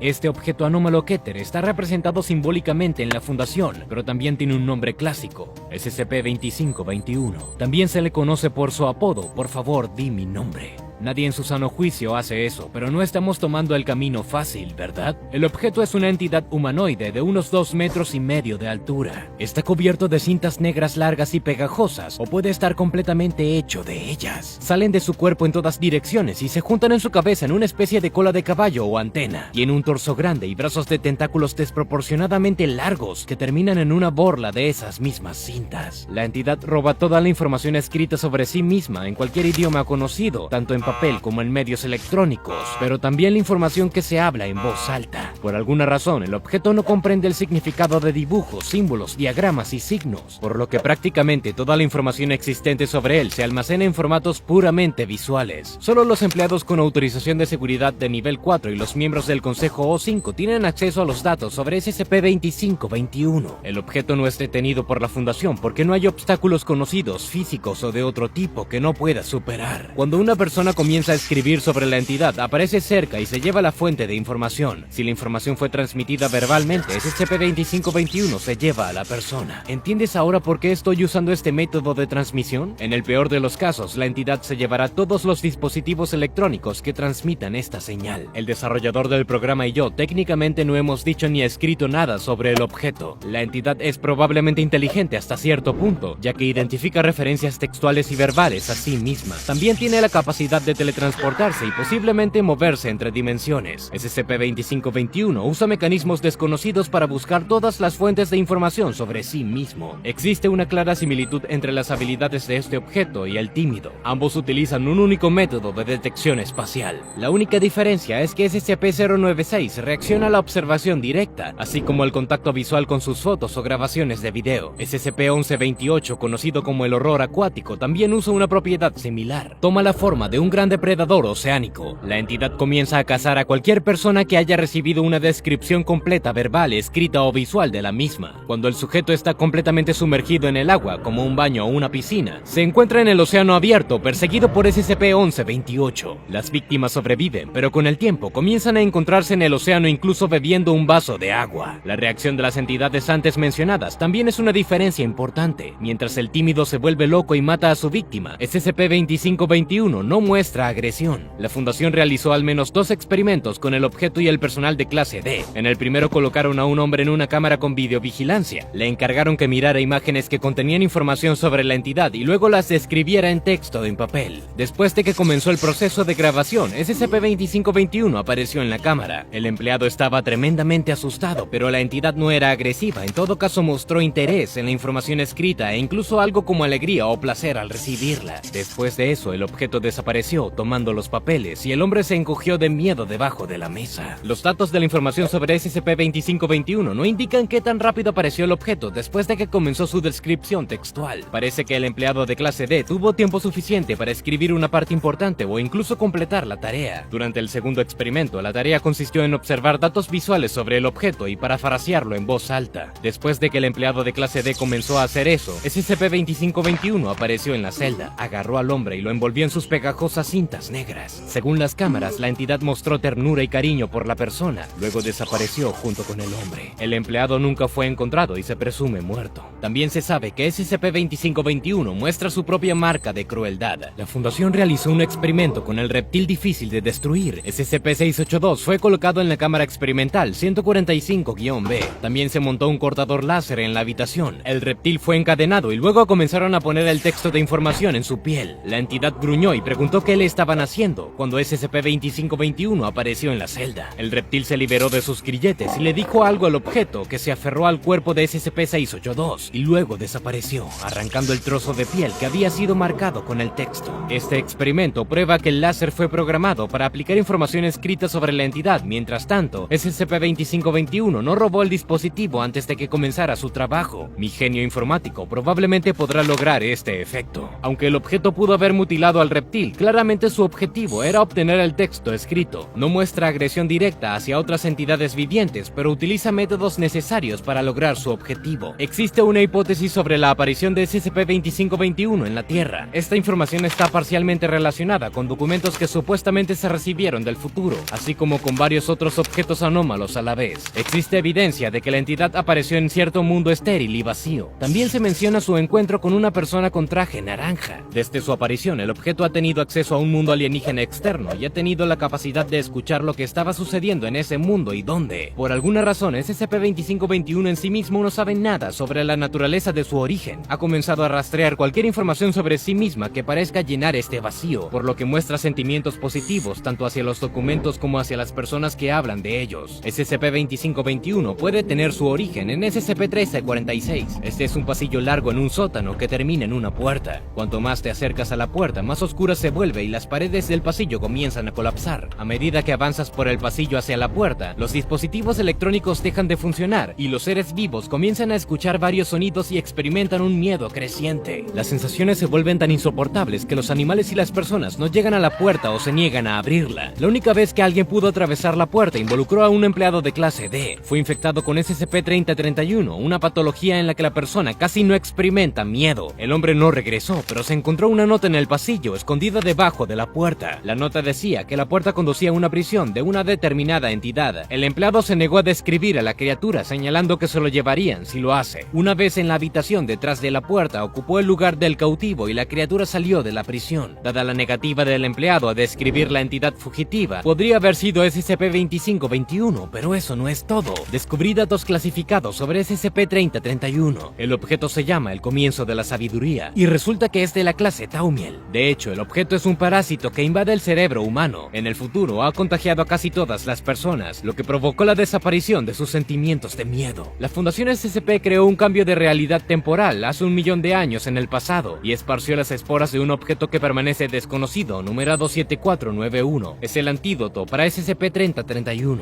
Los archivos también indican que el miedo es necesario para que las personas se protejan de una determinada entidad que es sensible a nuestra percepción de su identidad. Casi destruyó la humanidad del futuro. La Fundación notó que las pocas personas que conservaban la capacidad de tener miedo habían ralentizado en la entidad y como tal nos describieron el comienzo de la sabiduría o la incapacidad de perder el sentimiento de miedo. Esto nos lleva de regreso a SCP-1346. ¿Podría ser que este monstruo del futuro estuviera en esa prisión detrás de la puerta? El miedo que surge en el corredor pudo haber jugado el papel de una barrera protectora impidiendo la fuga de la entidad. El empleado de clase D rompió temporalmente esta protección o infectó a la propia entidad con SCP-3031. En este caso impidió impidió que la entidad sintiera miedo en el pasillo y pudo escapar. Dado que la entidad fugitiva y SCP-2521 podrían ser la misma, no me atreví a contártelo personalmente. Parte de la información hablada se recibe de fuentes no oficiales, por así decirlo, pero todos los detalles del rompecabezas se encajan bastante bien y pueden resultar ciertos. La historia es que SCP-2521 simplemente roba información para descubrir qué es. Si es solo un buen tipo con una crisis existencial, entonces, ¿por qué toda la información al respecto es accesible solo para el personal con una autorización de seguridad de nivel 4 o el Consejo O5? Dirás, ¿por qué esto es un riesgo demasiado alto? Supongamos que ese es el caso. Entonces, ¿por qué no se tomaron tales medidas para el horror acuático, SCP-1128? Y por cierto, su efecto se puede transmitir de persona a persona. Y entonces, ¿qué podemos decir de El Tímido, que recientemente rompió la contención y mató a todos estos civiles? Creo que el peligro real de SCP-2521 está oculto incluso para los empleados con autorización de nivel 4. Bueno, señoras y señores, sigo vivo. Lo que no se puede decir de una buena parte del equipo informático. Me informaron que nuestro Voldemort robó el equipo de transmisión de señales de varios lugares, por lo que hubo algunos problemas con el video. Te pido que tengas mucho cuidado al compartir lo que piensas en los comentarios, o mejor aún, olvídate de todo lo que has visto. Nos vemos en futuros videos. Ojalá. La historia de los artefactos anómalos abarca decenas de miles de años. Están rociados con polvo o arena o atrapados en piedras antiguas. Algunos de ellos, los investigadores se separan con entusiasmo del terreno rocoso, pero cuando se trata de otros, es mejor que se queden dentro de la piedra para siempre, por el bien de la humanidad. SCP-076 plantea un peligro similar, que sirve como dos objetos anómalos en uno. Consiste en un cubo de piedra, o SCP-076-1, dentro del cual se encuentra un humanoide de apariencia semita, o SCP-076-2. SCP-076-1 está compuesto por una piedra metamórfica moteada de color negro, o como se le conoce, azabache. Este es un tipo de carbón negro denso y viscoso. Los bordes del cubo tienen 3 metros de largo. Una de las caras del cubo está equipada con una puerta con una cerradura enorme, de medio metro de ancho. Hay otras 20 cerraduras miniatura rodeando la cerradura central. Las llaves aún no se han descubierto y en cuanto a la puerta en sí, si está cerrada es imposible abrirla. Según un estudio de radioisótopos, se estima que la piedra tiene unos 10.000 años. La temperatura dentro del cubo se mantiene estable en menos 180 grados Celsius. Ninguna medida para cambiar la temperatura ha dado resultado.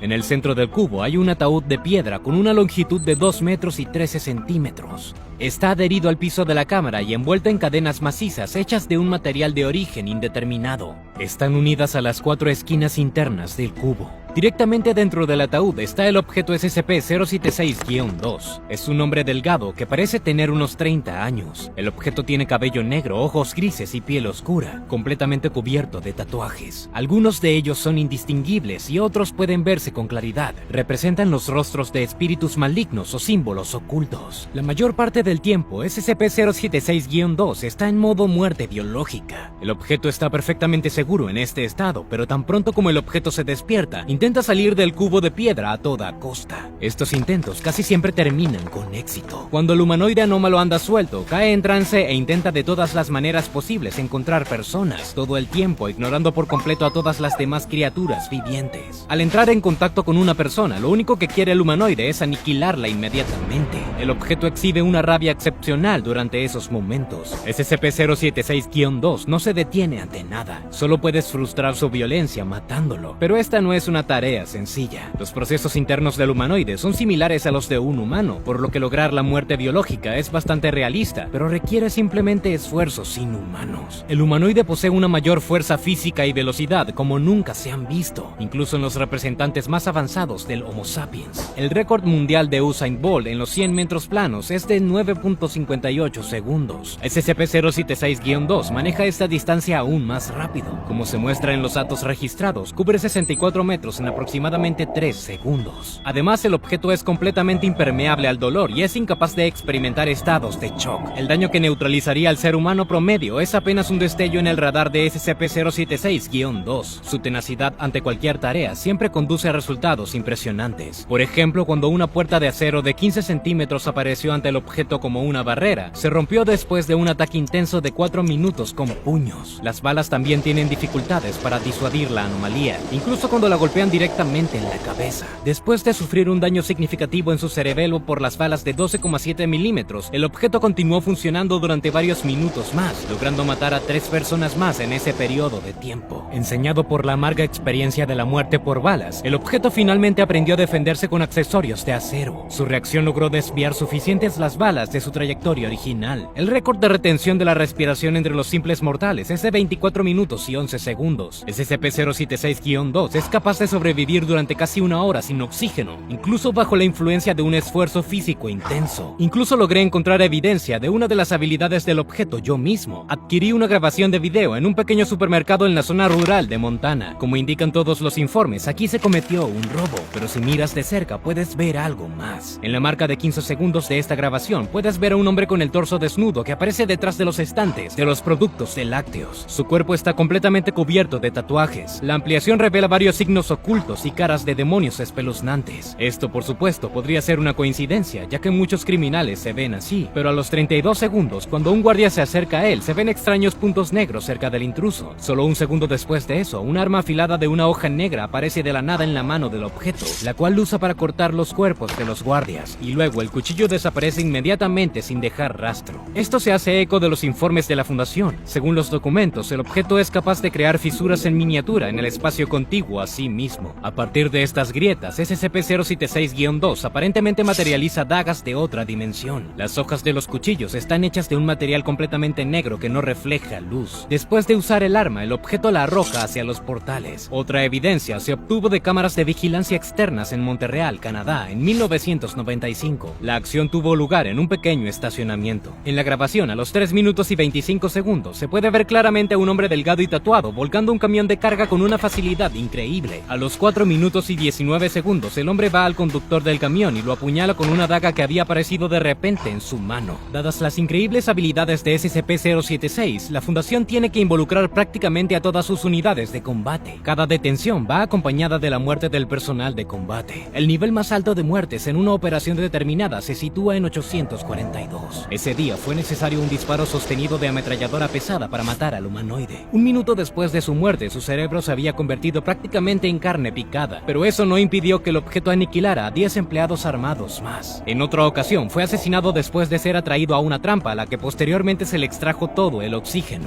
Después de 1 hora y 12 minutos, el objeto murió. Afortunadamente, solo 2 personas quedaron atrapadas junto con él, por lo que se perdieron vidas mínimas al matar a la peligrosa anomalía. Sin embargo, otros métodos resultaron más eficaces, como triturarlo con una maquinaria de 13,6 toneladas, muriendo en 59 segundos. Se obtuvieron resultados similares mediante el uso de una granada Thermite TH-3. El proyectil se introdujo directamente en la cavidad torácica abierta del objeto. El cuerpo se incendió y estalló en pedazos, pero durante otros 5 segundos, la cabeza todavía estaba tratando de morder la pierna de un empleado que estaba cerca. Ni siquiera dejar caer una ovija en el área de retención de SCP-076 logró destruir al humanoide de inmediato. Como resultado, todo el personal fue asesinado y el sitio quedó en ruinas, pero SCP-076-2 todavía estaba vivo. La interacción con el objeto se produce con este tipo de complejidades, lo que requiere el cumplimiento de medidas de contención mejoradas. El área de contención de la anomalía se conoce como 25B. Se encuentra a 200 metros bajo el nivel del mar en roca basáltica ígnea. La región debe ser sísmicamente estable, ya que el menor terremoto puede desencadenar la reactivación del objeto. SCP-076 se encuentra en la parte inferior del sitio, al que se accede por un eje vertical.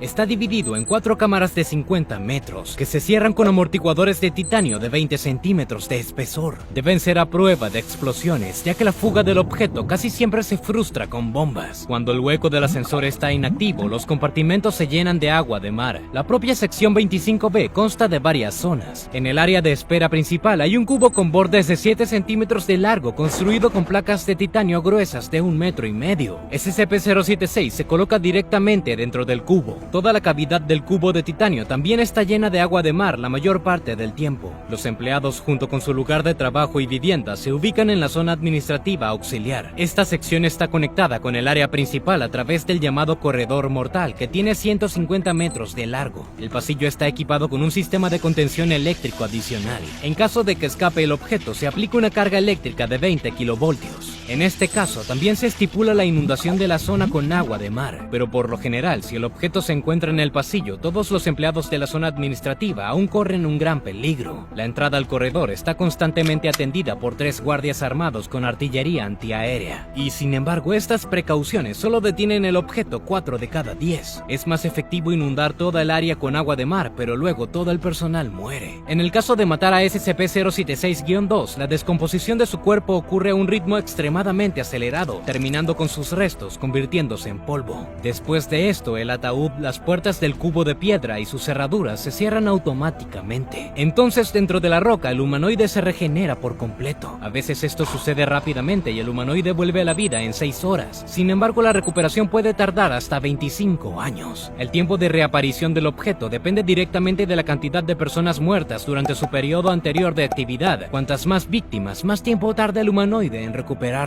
Como regla general, si el objeto no logra matar a nadie, la recuperación ocurre extremadamente rápido. Solo se ha hecho la autopsia al objeto un par de veces. Sin embargo, los estudios han demostrado que la estructura de sus órganos difiere de la de un humano. Los órganos internos de la anomalía pueden moverse libremente por todo el cuerpo, lo que le permite evitar lesiones fatales. A diferencia de los humanos, el corazón del humanoide tiene 6 cámaras en lugar de 4, 3 ventrículos y 3 artículas. En lugar de 2 vías circulatorias, el objeto tiene 7 de ellas. Solo 2 están activas y las de respaldo solo se activan si las principales están dañadas. El cerebro del objeto carece de un cuerpo calloso, que es la estructura que conecta los grandes hemisferios del cerebro. En cambio, tiene un cerebro sólido. El impulso de matar está obviamente asociado con esta irregularidad. Esta correlación también se puede encontrar en humanos. Se observan trastornos mentales significativos en el 90% de las personas con tumores del cuerpo calloso, así como en el 33% de aquellas con ausencia total o parcial de la estructura. Un examen psicológico de SCP-076-2 ha identificado una psicopatía obvia. El humanoide es indiferente al contacto sexual y distingue a las personas por género solo si se beneficia al objeto personalmente. La capacidad de empatizar también está completamente ausente. El intelecto del objeto merece una atención especial, pero es prácticamente imposible explorar esto más a fondo debido al constante deseo del humanoide de eliminar a las personas. En raros momentos de calma ha mostrado las habilidades de un políglota. El objeto ha demostrado con mayor frecuencia el conocimiento de la antigua lengua sumeria. A pesar de sus evidentes vínculos étnicos y lingüísticos con el Medio Oriente, el objeto fue descubierto por primera vez en el territorio de Asia Central. Los arqueológicos lo descubrieron en las llanuras de Mongolia. Posteriormente fueron brutalmente asesinados por seguidores de un culto desconocido, quienes escondieron el objeto en sus bóvedas durante casi un siglo. Sin embargo, a finales del siglo XX, llegó un día en el que el objeto cobró vida y escapó. Durante 3 años estuvo en libertad, matando a ciudadanos inocentes con impunidad, hasta que los empleados de la fundación lo tomaron para su contención. Existe la teoría de que las llaves de las cerraduras de la puerta del cubo se perdieron durante este primer escape. ¿Qué opinas? ¿Era posible el uso de ellas para tomar el control completo de este humanoide misántropo? Escribe lo que piensas abajo en los comentarios, dale me gusta al video y suscríbete a mi canal. Nos vemos.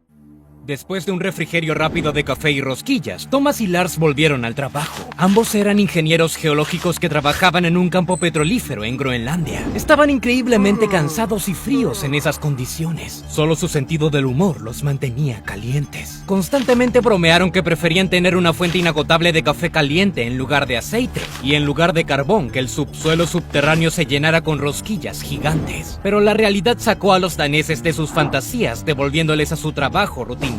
Uno de los trabajadores llamó a Thomas, ya que los perforadores habían encontrado algún tipo de obstrucción. Pensando en rosquillas y café, el ingeniero bajó al fondo y Lars fue a inspeccionar otro sitio de perforación. Cuando Thomas llegó al obstáculo, se sorprendió increíblemente. Ante él había una enorme dona con un diámetro exterior de más de 3 metros. Solo que no estaba hecho de masa dulce, sino de algo que parecía bronce. Thomas se acercó, quitó una capa de tierra de la superficie de la dona y vio símbolos extraños en ella. Quizá fue una especie de valiosa reliquia arqueológica, pero Thomas estaba impaciente por contarle a Lars cómo su broma se había convertido en realidad. Thomas subió al fondo del pozo y fue a buscar a su amigo. No tardó en encontrarlo. Eran los únicos 2 ingenieros de la estación y vestían chaquetas características y reconocibles. Thomas corrió detrás de Lars, puso su mano sobre el hombro de su colega y le pidió que adivinara qué había en el fondo del pozo. El segundo ingeniero volteó y Thomas se sorprendió al ver que no era Lars. Thomas empezó a preguntarle al extraño quién era y por qué tenía puesta la chaqueta de Lars y a dónde había ido el propio Lars. El extraño llamó a Thomas por su nombre y le pidió que se detuviera con las bromas idiotas. Cuando se le preguntó al extraño cómo sabía su nombre, el segundo ingeniero solo hizo girar un dedo en su sien. Thomas comenzó a mirar a su alrededor en busca de Lars, confundido, y vio que todo a su alrededor había cambiado. En lugar de una instalación de investigación de 3 pisos, solo había tiendas temporales, y donde había pozos, había masas de hielo intactas. Thomas pensó que esto era una especie de broma cruel y alcanzó al segundo ingeniero que vestía la chaqueta de Lars. Thomas le preguntó dónde se habían ido los grandes edificios y los pozos. El ingeniero de la chaqueta de Lars le dijo a Thomas que desde que su esposa dio a luz a gemelos se había descarrilado. Lo único fue que Thomas no tenía hijos ni esposa. Esta fue la última gota. Thomas se dirigió al extraño con los puños. Pasó las siguientes 72 horas en un hospital psiquiátrico. Se habría quedado allí muchos años y no se hubiera suicidado. Antes de suicidarse, Thomas pensó en la rosquilla de bronce, pero en ese momento el artefacto ya no estaba donde lo había encontrado. Un equipo táctico de la Fundación SCP se apoderó del objeto anómalo y lo puso en contención con el número SCP-1968.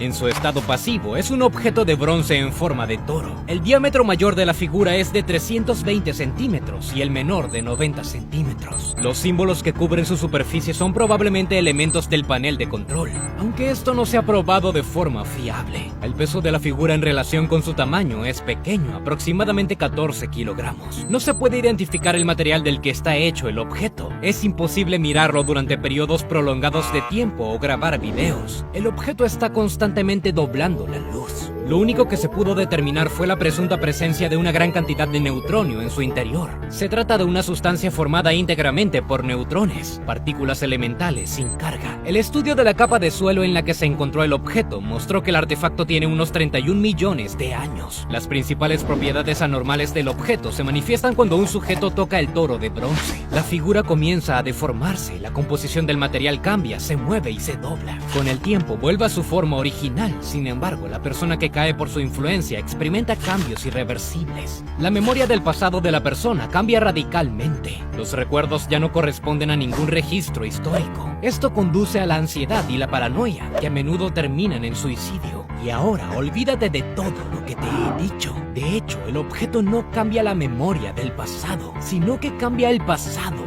mismo. La descripción anterior de la anomalía es solo una tapadera, aunque algunos de los hechos son ciertos. Pero en general, la anomalía es mucho más peligrosa de lo que dije anteriormente porque pertenece a la clase Tauniel, lo cual es un secreto. Sin embargo, después de los experimentos iniciales, realmente parecía que el objeto solo afectaba la mente y la memoria. Cuando el sujeto fue a la casa después del primer experimento, informó que los muebles de su apartamento habían cambiado, aunque estaba de pie en su lugar habitual sin ningún tipo de interferencia. La segunda vez, el sujeto no reconoció a la mitad de sus compañeros de trabajo y siguió preguntando por personas inexistentes. Mientras tanto, los falsos recuerdos del sujeto eran increíblemente detallados y consistentes. Además, conocían información sobre objetos anómalos que ni siquiera estaban en contención todavía. Lo más sorprendente fue que después de un tiempo, estos objetos realmente fueron descubiertos y puestos en contención, con los mismos números que había indicado el sujeto. Después del tercer experimento, las afirmaciones del sujeto con respecto a los experimentos del toro comenzaron a distorsionarse. El sujeto afirmó que este no era el tercero, sino el 19º experimento. También mencionaron un detalle que permitió verificar o refutar todas sus palabras. El sujeto afirmó que en uno de estos 19 experimentos, el estudio mostró un cambio en la fuerza de Casimir.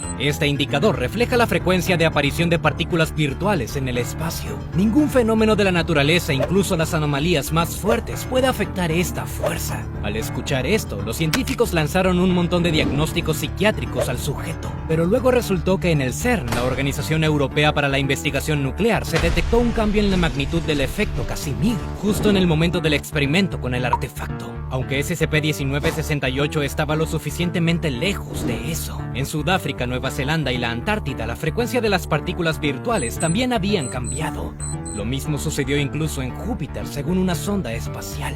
Esto sugirió que el objeto afecta a todo el universo. Los únicos lugares donde el efecto Casimir no cambia las cosas son dentro del objeto y alrededor del sujeto. Esto significa que no es el pasado del sujeto lo que cambia, sino el universo entero. El sujeto es la única persona que recuerda todo como era, y esa es exactamente la razón por la que el objeto se conoció como el toro de la retrocausalidad global. Resulta que vivimos en un mundo cuyo pasado ha cambiado varias veces. Es muy posible que en el pasado estuviera suscrito a mi canal y luego la Fundación SCP llevó a cabo un experimento y luego, bueno, ¿por qué no vas a comprobarlo muy rápido? Dadas tales consecuencias globales, se detuvo toda la investigación y el propio toro se colocó a 300 metros bajo tierra. El tema empeoró después de eso. Al principio huyeron y trataron de suicidarse. Cuando los empleados de la fundación los trajeron de vuelta, se perdió completamente el contacto con la realidad. Dejaron de responder a los estímulos externos y cayeron en un estupor catatónico. Después de 2 meses, sucedió algo inesperado.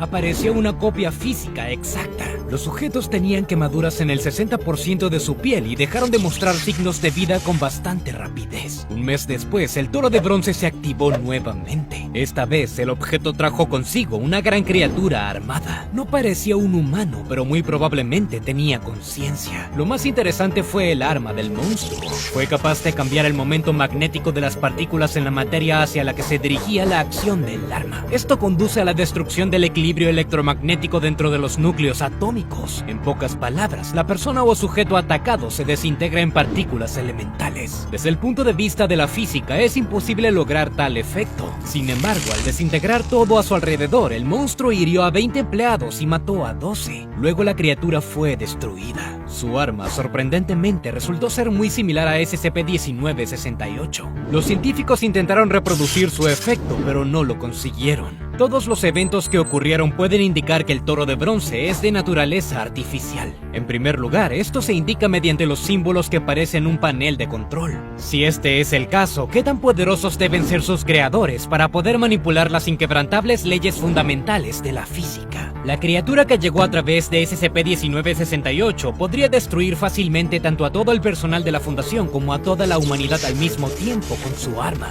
Sin embargo, se deja matar. ¿Para qué era eso? ¿Es algún tipo de movimiento estratégico? Vale la pena señalar que ninguna organización existente, la Iniciativa de las Tres Lunas, la Insurgencia del Caos y muchas otras, está siquiera cerca de ser capaz de esto. Personalmente, creo que el toro de bronce fue construido por la misma entidad que creó nuestro universo. Conciencia universal, Dios, el gran arquitecto, como quieras llamarlo. Después de todo, solo una entidad que haya desencadenado todas las leyes de la física existentes podría manipularlas así. SCP-1968 es algo así como un programa especial que actualiza, restablece y ordena los datos del universo. Lo único es que el creador no quiere que tengamos pruebas de su existencia. Por eso enviaron a uno de sus invencibles luchadores que tuvieron que dar su vida por un propósito superior y engañaron a toda la estructura de gestión de la Fundación. ¿Estás de acuerdo con mis teorías? Comparte lo que piensas abajo en los comentarios. Nos vemos. Ahora por segundo día, el Livio siguió caminando por el desierto. A pesar de su disposición, el hombre se mantuvo positivo. Aquí todavía tenía la oportunidad de vivir. La cuestión era que necesitaba alejarse de algunas personas muy peligrosas y si se hubiera quedado en casa, lo más seguro es que lo hubieran matado. Y considerando quién amenazó su vida, la terrible muerte que potencialmente esperaba al hombre en el desierto parecía menos aterradora. Evitó tomar las carreteras, ya que sería fácil rastrearlo allí, por lo que el desierto de Sahara era su única opción. Además, tenía todo lo que necesitaba: un mapa, una brújula, algo de agua, comida y sobre todo, ganas de sobrevivir. Este hombre tenía una excelente memoria y había formulado mentalmente una ruta. E incluso después de 2 días, todo iba según lo planeado, al menos lo que respecta al desierto. Los espejismos aparecieron en múltiples ocasiones, pero cuando vio una figura en el horizonte, inmediatamente se puso en alerta. Por supuesto, esto fue en el desierto, pero algo todavía estaba fuera de lugar. El desconocido empezó a acercarse y el Livio pronto se convenció de que no estaba mirando otro espejismo. «Me han encontrado», fue lo primero que le vino a la mente al fugitivo. El hombre resistió las ganas de correr. Después de todo, podría decirse que esto es lo más estúpido que podría hacerse en el medio del desierto, y el Livio era mejor que eso. Tenía todo resuelto en su cabeza rápidamente. Vio a un hombre solitario frente a él, uno que estaba lejos de las carreteras, pueblos o incluso rutas de caravanas. E incluso si había una explicación para su aparición en una parte tan remota del desierto, todavía no hay ninguna para la velocidad en la que se movía. El extraño parecía estar exhausto y agotado, pero se acercó al Livio con confianza. El fugitivo entonces pensó que en realidad debía estar alucinando. La ilusión fue aterradora. Se rió en voz alta con una voz espeluznante, como si fuera el más allá, e incluso intentó matar al hombre, aunque su cuchillo se derrumbó en la arena al tocar su carne. El hombre hizo todo lo posible por ignorar la alucinación, pero no pasó mucho tiempo antes de que comenzara a vacilar.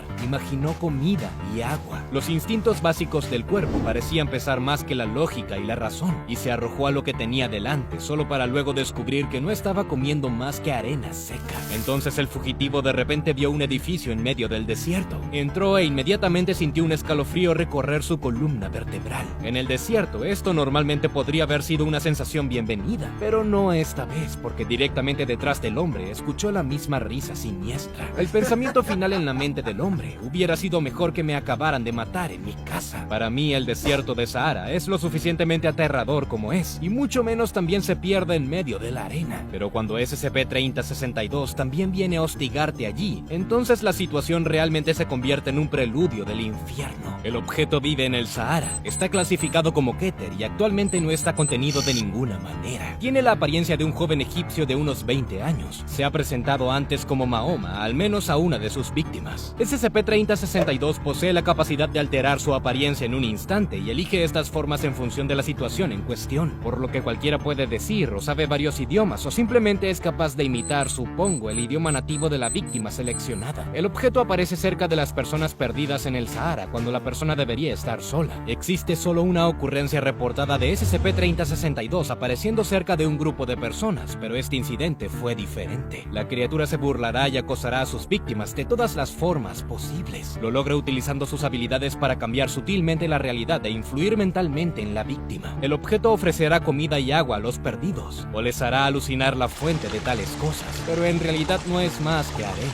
Las víctimas no pueden separar las ilusiones de la realidad, por lo que consumen lo que ven, pero el principal daño causado por SCP-3062 es de naturaleza psicológica. El objeto solo dejará a la víctima sola en uno de los 3 casos: si llega al menos una persona más, si la persona logra salir del desierto de Sahara o si la víctima muere. Un piloto de la Real Fuerza Aérea Británica llamado James Arthur describió una vez la tortura del objeto. El hombre se había estrellado en el Sahara, en el norte de Chad, a mediados de julio de 1942. Tuvo la suerte de sobrevivir y encontró los restos de raciones secas, una cantimplora de agua y una brújula entre los escombros. Se fue al sur, donde se suponía que terminaría el desierto. También se llevó un lápiz y un manual de campo donde hizo breves anotaciones en el diario. El segundo día después del incidente, el piloto se encontró con un hombre delgado y de aspecto cansado. Este último hablaba inglés y se presentó como Muhammad. Los dos partieron juntos. El piloto compartió sus provisiones con su compañero de viaje y el segundo día Muhammad estaba navegando y le hizo seguir el azimut que le da la brújula. Sin embargo, después de 2 días se les acabó la comida. La salud de Muhammad empeoraba y el piloto no podía encontrar ni un lagarto para comer. Después de 3 días más, el joven murió. El inglés describió que no sabía qué fe profesaba el hombre, por lo que decidió no enterrarlo. Sin embargo, ya estaba sufriendo un hambre desesperada y no pudo resistir su repulsivo impulso. Al día siguiente, el piloto intentó cortar un trozo de carne del difunto con una piedra, pero el cuerpo se desintegró en polvo ante los ojos del ahora asombrado piloto. Después de eso, los oídos de James empezaron a sonar y escuchó lo que sonaba como una risa. También resultó que SCP-3062 lo había engañado a propósito todo el tiempo. En lugar de moverse hacia el borde del desierto, se dirigían hacia el interior. El soldado siguió adelante, aunque en un momento su cantimplora se volvió demasiado pesada. Con ilusión pensó para sí mismo que tal vez se había acumulado condensación en el interior, pero lo que encontró fue en realidad gasolina. Justo en ese momento, el hombre escuchó otra risa aterradora que se hizo más fuerte. Entonces, un tanque apareció de repente ante el hombre en medio del desierto. Se movió anormalmente rápido y de él emergió Muhammad, ahora con un rostro desfigurado y quemado. La criatura dejó escapar un grito espantoso y le dejó algo de comida al piloto, concretamente una larva viva, y las cosas solo empeoraron a partir de allí. La brújula se oxida en las manos del piloto como si fuera de aluminio. Imaginó portales abriéndose en el cielo, de los cuales emergía una luz roja y estallaban gritos infernales. James estaba extasiado cuando encontró una pequeña cueva en el desierto 13 días después. Cuando bajó, el refugio comenzó a llenarse rápidamente de agua. El hombre lo bebió con avidez hasta que el líquido de repente se convirtió en arena. Este incidente también estuvo acompañado por la misma risa exacta y un hedor mortal. La próxima vez, SCP-3062 apareció en forma de demonio, con un cuerpo delgado pero imponente, garras y grandes agujeros en lugar de ojos. La arena brotó de la criatura y apestaba el mismo odor mortal que se encontró anteriormente en la cueva. El demonio se disipó directamente sobre la cabeza de la víctima, emitiendo luz luz roja. A continuación, el piloto fue asaltado por una unidad de alemanes que resultaron ser hombres fusionados en las caderas formando una sola masa. Le dispararon al piloto, aunque las balas se convirtieron en arena e impactaron. En su última entrada en el diario, el piloto declaró que SCP-3062 apareció en forma de demonio, pero esta vez era humano. La criatura dijo que no permitiría a James salir del desierto y ahora está maldito con su presencia. Aparentemente, el objeto dejó un poco de agua sucia y comida solo para atormentar aún más a su víctima. El destino del inglés aún no ha salido a la luz. Su diario fue encontrado pegado a una gran roca en algún lugar del desierto. Los científicos llevaron a cabo un experimento con un empleado de clase D para corroborar los datos relacionados con el objeto. El hombre, que fue condenado a muerte por asesinato, acababa de pasar los últimos 8 años con remordimientos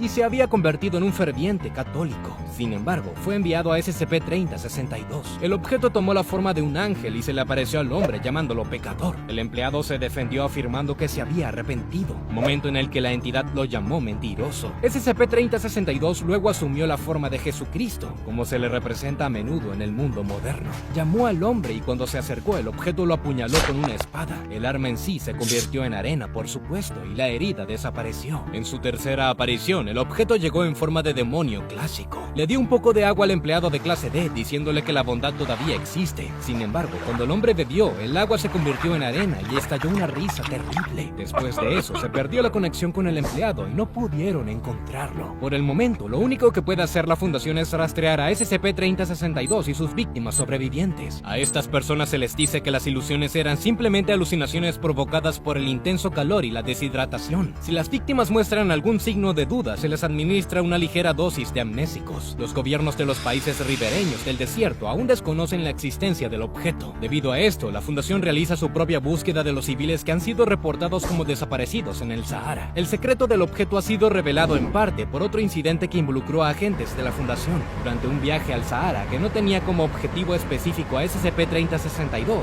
el equipo se encontró con una antigua estructura egipcia de aproximadamente 3000 años de antigüedad. Allí encontraron un ataúd destruido rodeado de cadáveres momificados en la cámara subterránea de la estructura. Todos los cuerpos allí estaban mutilados y tenían claros signos de una lucha desesperada antes de la muerte. La tapa del sarcófago estaba tirada en el suelo solo unos metros de distancia. En la pared contigua había una inscripción oscura y vaga. Declaró que el hombre enterrado allí fue maldito para siempre en estas arenas, así como algo más respecto a los ejércitos de los santos y justos y el sufrimiento del mundo. Cuando los agentes entraron al área, SCP-3062 apareció cerca y convirtió la tumba en arena. Aunque el personal de la fundación resultó herido, nadie murió en realidad. Ahora, por supuesto, no creo que SCP-3062 sea un demonio o incluso una especie de deidad del antiguo Egipto, pero sí creo que durante la era en la que gobernaban los faraones también se usaron poderes anómalos. Parece que el objeto fue afectado por tales fuerzas, aunque no voluntariamente. Pero, ¿crees en las maldiciones? ¿Cuál es tu opinión sobre este fantasma del desierto? Nos vemos. Era tarde en la noche cuando un hombre de mediana edad, que parecía bastante en forma, caminaba por el parque. Vestía un típico chándal, aunque la forma en que actuaba y se comportaba claramente indicaba una conexión con algún tipo de grupo de poder. Sin embargo, no parecía exactamente un policía o un miembro de las Fuerzas Armadas. Teniendo en cuenta la hora tardía a la que estaba en el parque, el hombre ciertamente podría estar asustado, pero al mirarlo a los ojos, la sensación se desvanece. Había un tipo particular de mirada ardiente pero amable, aunque no como la de un anciano de buen corazón, sino más bien como la de un sensei sabio, y el hombre acababa de sacar a su perro a dar un paseo. El dueño soltó a la mascota de la correa para que pudiera correr por el jardín, pero de repente la escuchó lloriquear. Resulta que el animal había corrido hacia un niño en el patio de recreo y este último había pateado al perro. Aunque el hombre no estaba molesto con el niño, todavía quería hablar con sus padres. El hombre se acercó al patio de recreo y saludó al niño. Con cautela respondió mirando a su madre, que no estaba lejos descansando con sus amigas. Habían estado haciendo un picnic en el parque allí, que continuó hasta altas horas de la noche. El hombre le puso la correa al perro y luego centró su atención en el niño. Para no asustarlo, no se acercó más a él. Hablaron durante varios minutos antes de que la madre notara a un extraño cerca de su hijo. En ese momento, ella se le acercó. El hombre se despidió amablemente del niño, comentando a la madre que ella tiene un chico inteligente, y luego se fue. La mujer le preguntó inmediatamente a su hijo si el hombre le había ofendido y qué quería exactamente. El niño le explicó la situación del perro del extraño y luego le relató la conversación que siguió. El hombre simplemente le había hablado aislado al niño sobre la crueldad hacia los animales. Le habló como si fuera un adulto y al final resultó que funcionó a la perfección. El niño comenzó a tratar a todas las criaturas vivientes con amor y respeto. Sin embargo, la mujer se habría sorprendido aún más si hubiera sabido que el extraño era en realidad un investigador principal de la Fundación SCP. Trabaja a diario con todo tipo de criaturas agresivas y mortales. En 2018 se convirtió en el supervisor principal de otro monstruo asesino más específicamente SCP-5031. El objeto es de la clasificación Keter y actualmente se encuentra ubicado en la Biozona 59. Desde su momento de captura hace 10 años se encuentra aislado en una sala metálica. La criatura no requiere ningún tipo de soporte vital externo, por lo que lo único que requiere es el chequeo ocasional de la integridad del contenedor. Es imposible ver realmente a SCP-5031, ya que es una entidad cuasi humanoide. Esencialmente desaparece mientras alguien lo observa. Lo mismo ocurre incluso si técnicamente es solo videovigilancia. Tan pronto como cesa el contacto visual, el objeto vuelve a aparecer. Aún así, los científicos pudieron averiguar la forma del objeto observando su sombra. Esta es la única excepción conocida al extraño efecto observador. La silueta de SCP-5031 ha demostrado que tiene una cabeza pequeña y un torso alargado, que se extiende hacia una cola larga. Justo en la punta hay un hueso en forma de hoz. Las extremidades superiores de la criatura se ramifican en 3 partes a la derecha de los codos, formando un total de 6 brazos. Sus rasgos faciales aún se desconocen, pero tienen una similitud general con los humanos. Se supone que lo más probable es que tenga una vista más desarrollada para poder realizar un seguimiento de sus manos y cola. En un momento dado, el objeto flota alrededor de medio metro por encima del suelo. No tiene necesidad de comer, pero aún así matará y consumirá a todos los seres vivos. Utiliza su cola para la caza, aunque la motricidad en sus manos todavía deja algo que desear. Hasta ahora, SCP-5031 no ha indicado que tenga la capacidad de comunicarse o expresar emociones, salvo por un grito casi incesante. Todo esto se consideró un hecho hasta que el investigador Stanley Huxtable asumió el control de SCP-5031. De buenas a primeras, el científico desaprobó cómo el jefe del sitio, Yusef Mostofi, había establecido las condiciones de contención de la criatura. El hecho de que la criatura hubiera estado encarcelada en una cámara de hierro durante 10 años sin que nadie prestara atención a sus gritos realmente lo molestó. Solicitó que la celda de SCP-5031 esté equipada con una entrada segura para facilitar los experimentos. Se atendieron las solicitudes del investigador y los experimentos comenzaron dentro de un mes. Huxtable deseaba probar la respuesta del objeto a varios tipos de estímulos. Los propios gritos de la criatura se utilizaron como indicador de estrés. Como base inicial tomaron el volumen y la duración habituales de los gritos. En el primer experimento se utilizó sonido. Cerca de la esclusa de aire se instalaron parlantes en la habitación con SCP-5031 y se tocaron en voz alta una variedad de composiciones que contenían tanto sonidos naturales como música. Todos estos tuvieron un efecto beneficioso en la criatura y posteriormente comenzó a gritar cada vez menos. Parece que lo que la alivió más fueron las pistas del músico Ben Folds. A partir de ese momento, las composiciones favoritas de la criatura se han reproducido continuamente en orden aleatorio en su cámara. Después de esto, los niveles de estrés de SCP-5031 cayeron un 15 a 25% más estable. Esta cifra se convirtió entonces en la nueva línea de base. El siguiente experimento involucró juegos. Primero, se arrojó una pelota de béisbol a la celda del sujeto, luego una pelota de baloncesto. Ambos elementos tuvieron exactamente el mismo destino. Fueron destruidos por el monstruo. Sin embargo, comenzó a hacer rodar la bola de boliche por el suelo con la ayuda de su cola,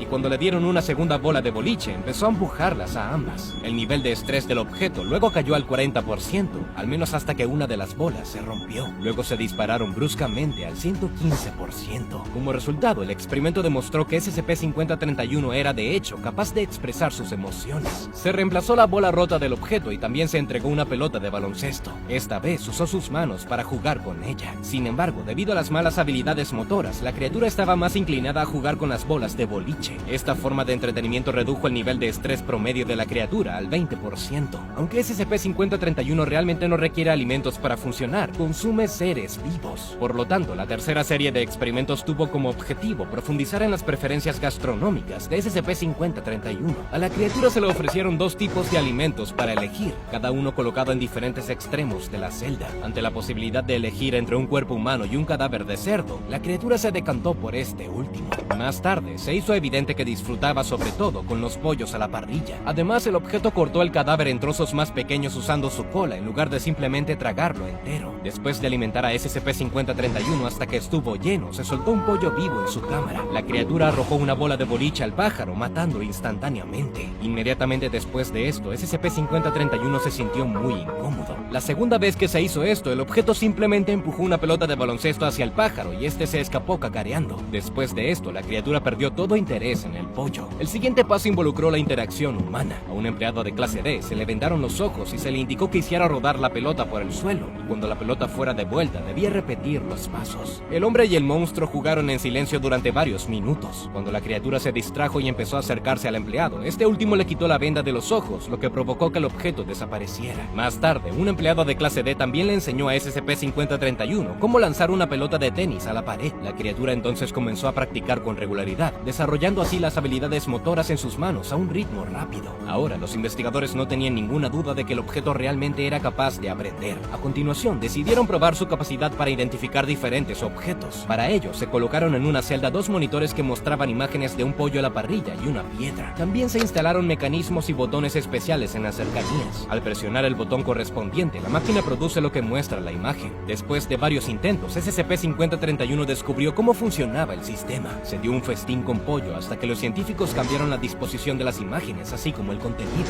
El objeto rápidamente descubrió lo que estaba pasando y en poco tiempo le quedó claro cuál produciría carne y cuál daría piedras. Para complicar la tarea, los especialistas cambiaron la imagen por una palabra. Una vez que la criatura dominó este concepto, se le ofreció la oportunidad de ensamblar una palabra de forma independiente usando bloques con letras dibujadas en ellos. Al principio, el experimento no tuvo éxito, pero cuando los cubos se mostraron en la pantalla, SCP-5031 descubrió cómo ensamblar palabras. Pronto, utilizando los cubos con letras, el objeto pudo comunicarse con éxito con el personal y dio comida para sí mismo, así como música y otras formas de entretenimiento. La criatura disfrutaba jugando con pelotas, animales o personas. Se fijó especialmente en el líder del proyecto, Stanley Huxtable, y en un empleado de clase D llamado Robert. Este hombre le enseñó a SCP-5031 a ser creativo. Le enseñó a dibujar con lápices. Se dibujaron imágenes que representan a la propia criatura junto con Robert, un pollo y un gato a la parrilla. Luego, el objeto aprendió a tocar el piano. Con la ayuda del mismo individuo, aprendió su primera melodía primitiva y luego comenzó a crear sus propias composiciones simples. Pero la actividad favorita de SCP-5031 era, de hecho, cocinar. Se decidió darle especias al objeto. Les tomó tanto que durante 3 días enteros no hizo nada más que experimentar con varias combinaciones de sabores y siguió exigiendo más ajo en polvo. Al experimentar la creatividad con Robert, la criatura prefirió cocinar. Casi un año después de que Huxtable fuera puesto a cargo de la criatura, se instaló una cocina en la cámara de SCP-5031. Por razones de seguridad, no se incluyeron objetos puntiagudos y especialmente peligrosos. El objeto usó su cola para cortar cosas. El empleado de clase D, Robert, también le dio a la criatura anómala una clase magistral sobre cómo preparar una variedad de platos. El objeto organizó una cena del Día de Acción de Gracias para el personal del sitio 59 e incluso interpretó su propia composición, sonata de piano para 6 manos. El nivel de estrés de la criatura ahora está en un 0 muy estable. Si bien el objeto sigue siendo una anomalía en contención y aún técnicamente continúa representando un peligro para las personas, uno debe admitir que la moraleja de esta historia es clara. Incluso yo esperaba que SCP-5031 comenzara a matar de nuevo. ¿Qué piensas sobre esto? ¿Crees que realmente hay tantos objetos anómalos que podrían protegerse de una manera tan pacífica simplemente enseñándoles a vivir cerca y a ocuparse de algún tipo de pasatiempo inofensivo? Déjame la respuesta abajo en los comentarios. Nos vemos.